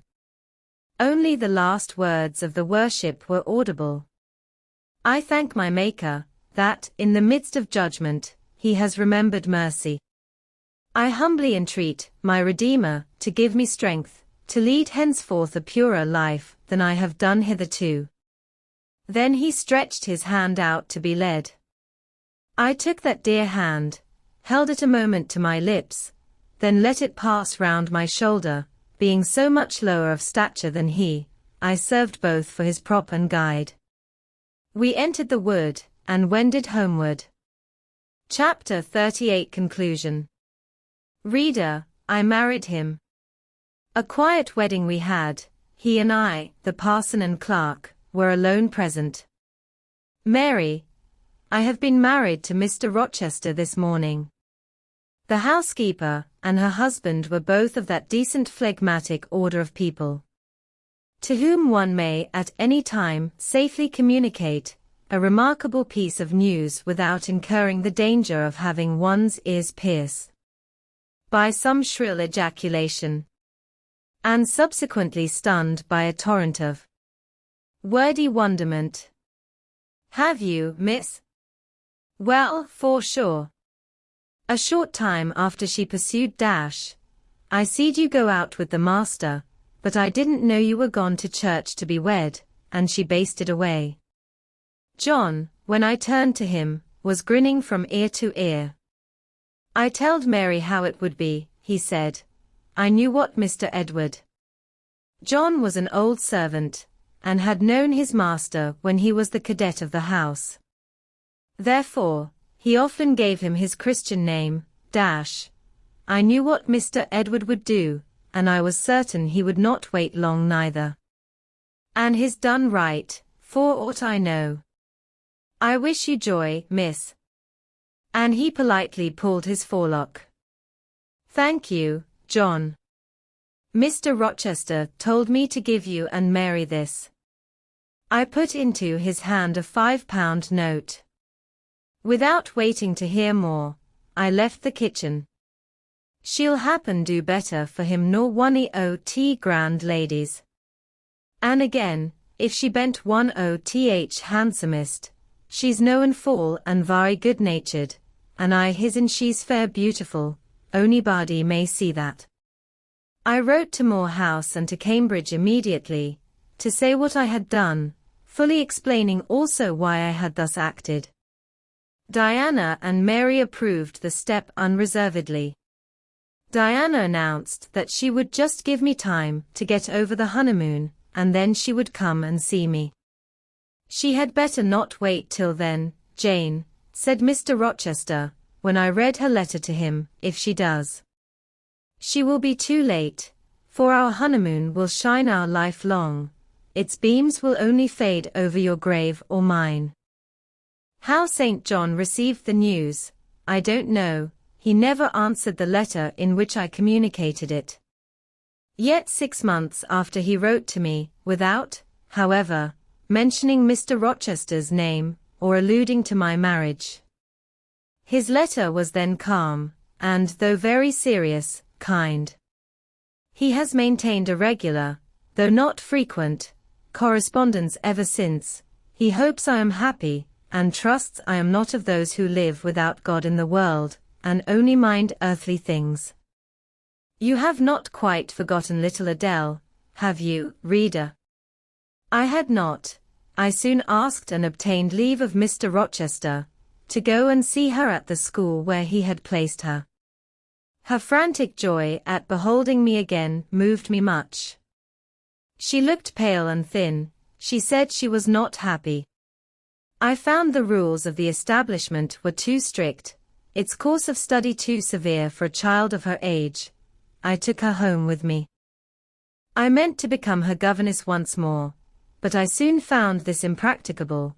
My time and cares were now required by another. My husband needed them all. So I sought out a school conducted on a more indulgent system, and near enough to permit of my visiting her often, and bringing her home sometimes. I took care she should never want for anything that could contribute to her comfort. She soon settled in her new abode, became very happy there, and made fair progress in her studies. As she grew up, a sound English education corrected in a great measure her French defects, and when she left school, I found in her a pleasing and obliging companion, docile, good-tempered, and well-principled. By her grateful attention to me and mine, she has long since well repaid any little kindness I ever had it in my power to offer her. My tale draws to its close. One word respecting my experience of married life, and one brief glance at the fortunes of those whose names have most frequently recurred in this narrative. And I have done. I have now been married 10 years. I know what it is to live entirely for, and with what I love best on earth. I hold myself supremely blessed beyond what language can express, because I am my husband's life as fully as he is mine. No woman was ever nearer to her mate than I am, ever more absolutely bone of his bone and flesh of his flesh. I know no weariness of my Edward's society, he knows none of mine, any more than we each do of the pulsation of the heart that beats in our separate bosoms. Consequently, we are ever together. To be together is for us to be at once as free as in solitude, as gay as in company. We talk, I believe, all day long. To talk to each other is but a more animated and an audible thinking. All my confidence is bestowed on him, all his confidence is devoted to me. We are precisely suited in character. Perfect concord is the result. Mr. Rochester continued blind the first 2 years of our union. Perhaps it was that circumstance that drew us so very near, that knit us so very close. For I was then his vision, as I am still his right hand. Literally, I was what he often called me, the apple of his eye. He saw nature, he saw books through me, and never did I weary of gazing for his behalf, and of putting into words the effect of field, tree, town, river, cloud, sunbeam of the landscape before us, of the weather round us, and impressing by sound on his ear what light could no longer stamp on his eye. Never did I weary of reading to him, never did I weary of conducting him where he wished to go, of doing for him what he wished to be done. And there was a pleasure in my services, most full, most exquisite, even though sad, because he claimed these services without painful shame or damping humiliation. He loved me so truly, that he knew no reluctance in profiting by my attendance. He felt I loved him so fondly, that to yield that attendance was to indulge my sweetest wishes. One morning at the end of the 2 years, as I was writing a letter to his dictation, he came and bent over me, and said, Jane, have you a glittering ornament round your neck? I had a gold watch chain, I answered, yes. And have you a pale blue dress on? And have you a pale blue dress on? I had. He informed me then, that for some time he had fancied the obscurity clouding one eye was becoming less dense, and that now he was sure of it. He and I went up to London. He had the advice of an eminent oculist, and he eventually recovered the sight of that one eye. He cannot now see very distinctly, he cannot read or write much, but he can find his way without being led by the hand. The sky is no longer blank to him, the earth no longer a void. When his firstborn was put into his arms, he could see that the boy had inherited his own eyes, as they once were large, brilliant, and black. On that occasion, he again, with a full heart, acknowledged that God had tempered judgment with mercy. My Edward and I, then, are happy, and the more so, because those we most love are happy likewise. Diana and Mary Rivers are both married, alternately, once every year. They come to see us, and we go to see them. Diana's husband is a captain in the Navy, a gallant officer and a good man. Mary's is a clergyman, a college friend of her brother's, and from his attainments and principles, worthy of the connection. Both Captain Fitzjames and Mr. Wharton love their wives, and are loved by them. As to St. John Rivers, he left England, he went to India. He entered on the path he had marked for himself, he pursues it still. A more resolute, indefatigable pioneer never wrought amidst rocks and dangers. Firm, faithful, and devoted, full of energy and zeal and truth, he labors for his race, he clears their painful way to improvement. He hews down like a giant the prejudices of creed and caste that encumber it. He may be stern, he may be exacting, he may be ambitious yet, but his is the sternness of the warrior great heart, who guards his pilgrim convoy from the onslaught of Apollyon. His is the exaction of the apostle, who speaks but for Christ, when he says, Whosoever will come after me, let him deny himself, and take up his cross and follow me. His is the ambition of the high master spirit, which aims to fill a place in the first rank of those who are redeemed from the earth, who stand without fault before the throne of God, who share the last mighty victories of the Lamb, who are called, and chosen, and faithful. St. John is unmarried, he never will marry now. Himself has hitherto sufficed to the toil, and the toil draws near its close, his glorious sun hastens to its setting. The last letter I received from him drew from my eyes human tears, and yet filled my heart with divine joy. He anticipated his sure reward, his incorruptible crown. I know that a stranger's hand will write to me next, to say that the good and faithful servant has been called at length into the joy of his Lord. And why weep for this? My master, he says, has forewarned me. Daily he announces more distinctly, surely I come quickly. And hourly I more eagerly respond, Amen, Even so come, Lord Jesus. The End.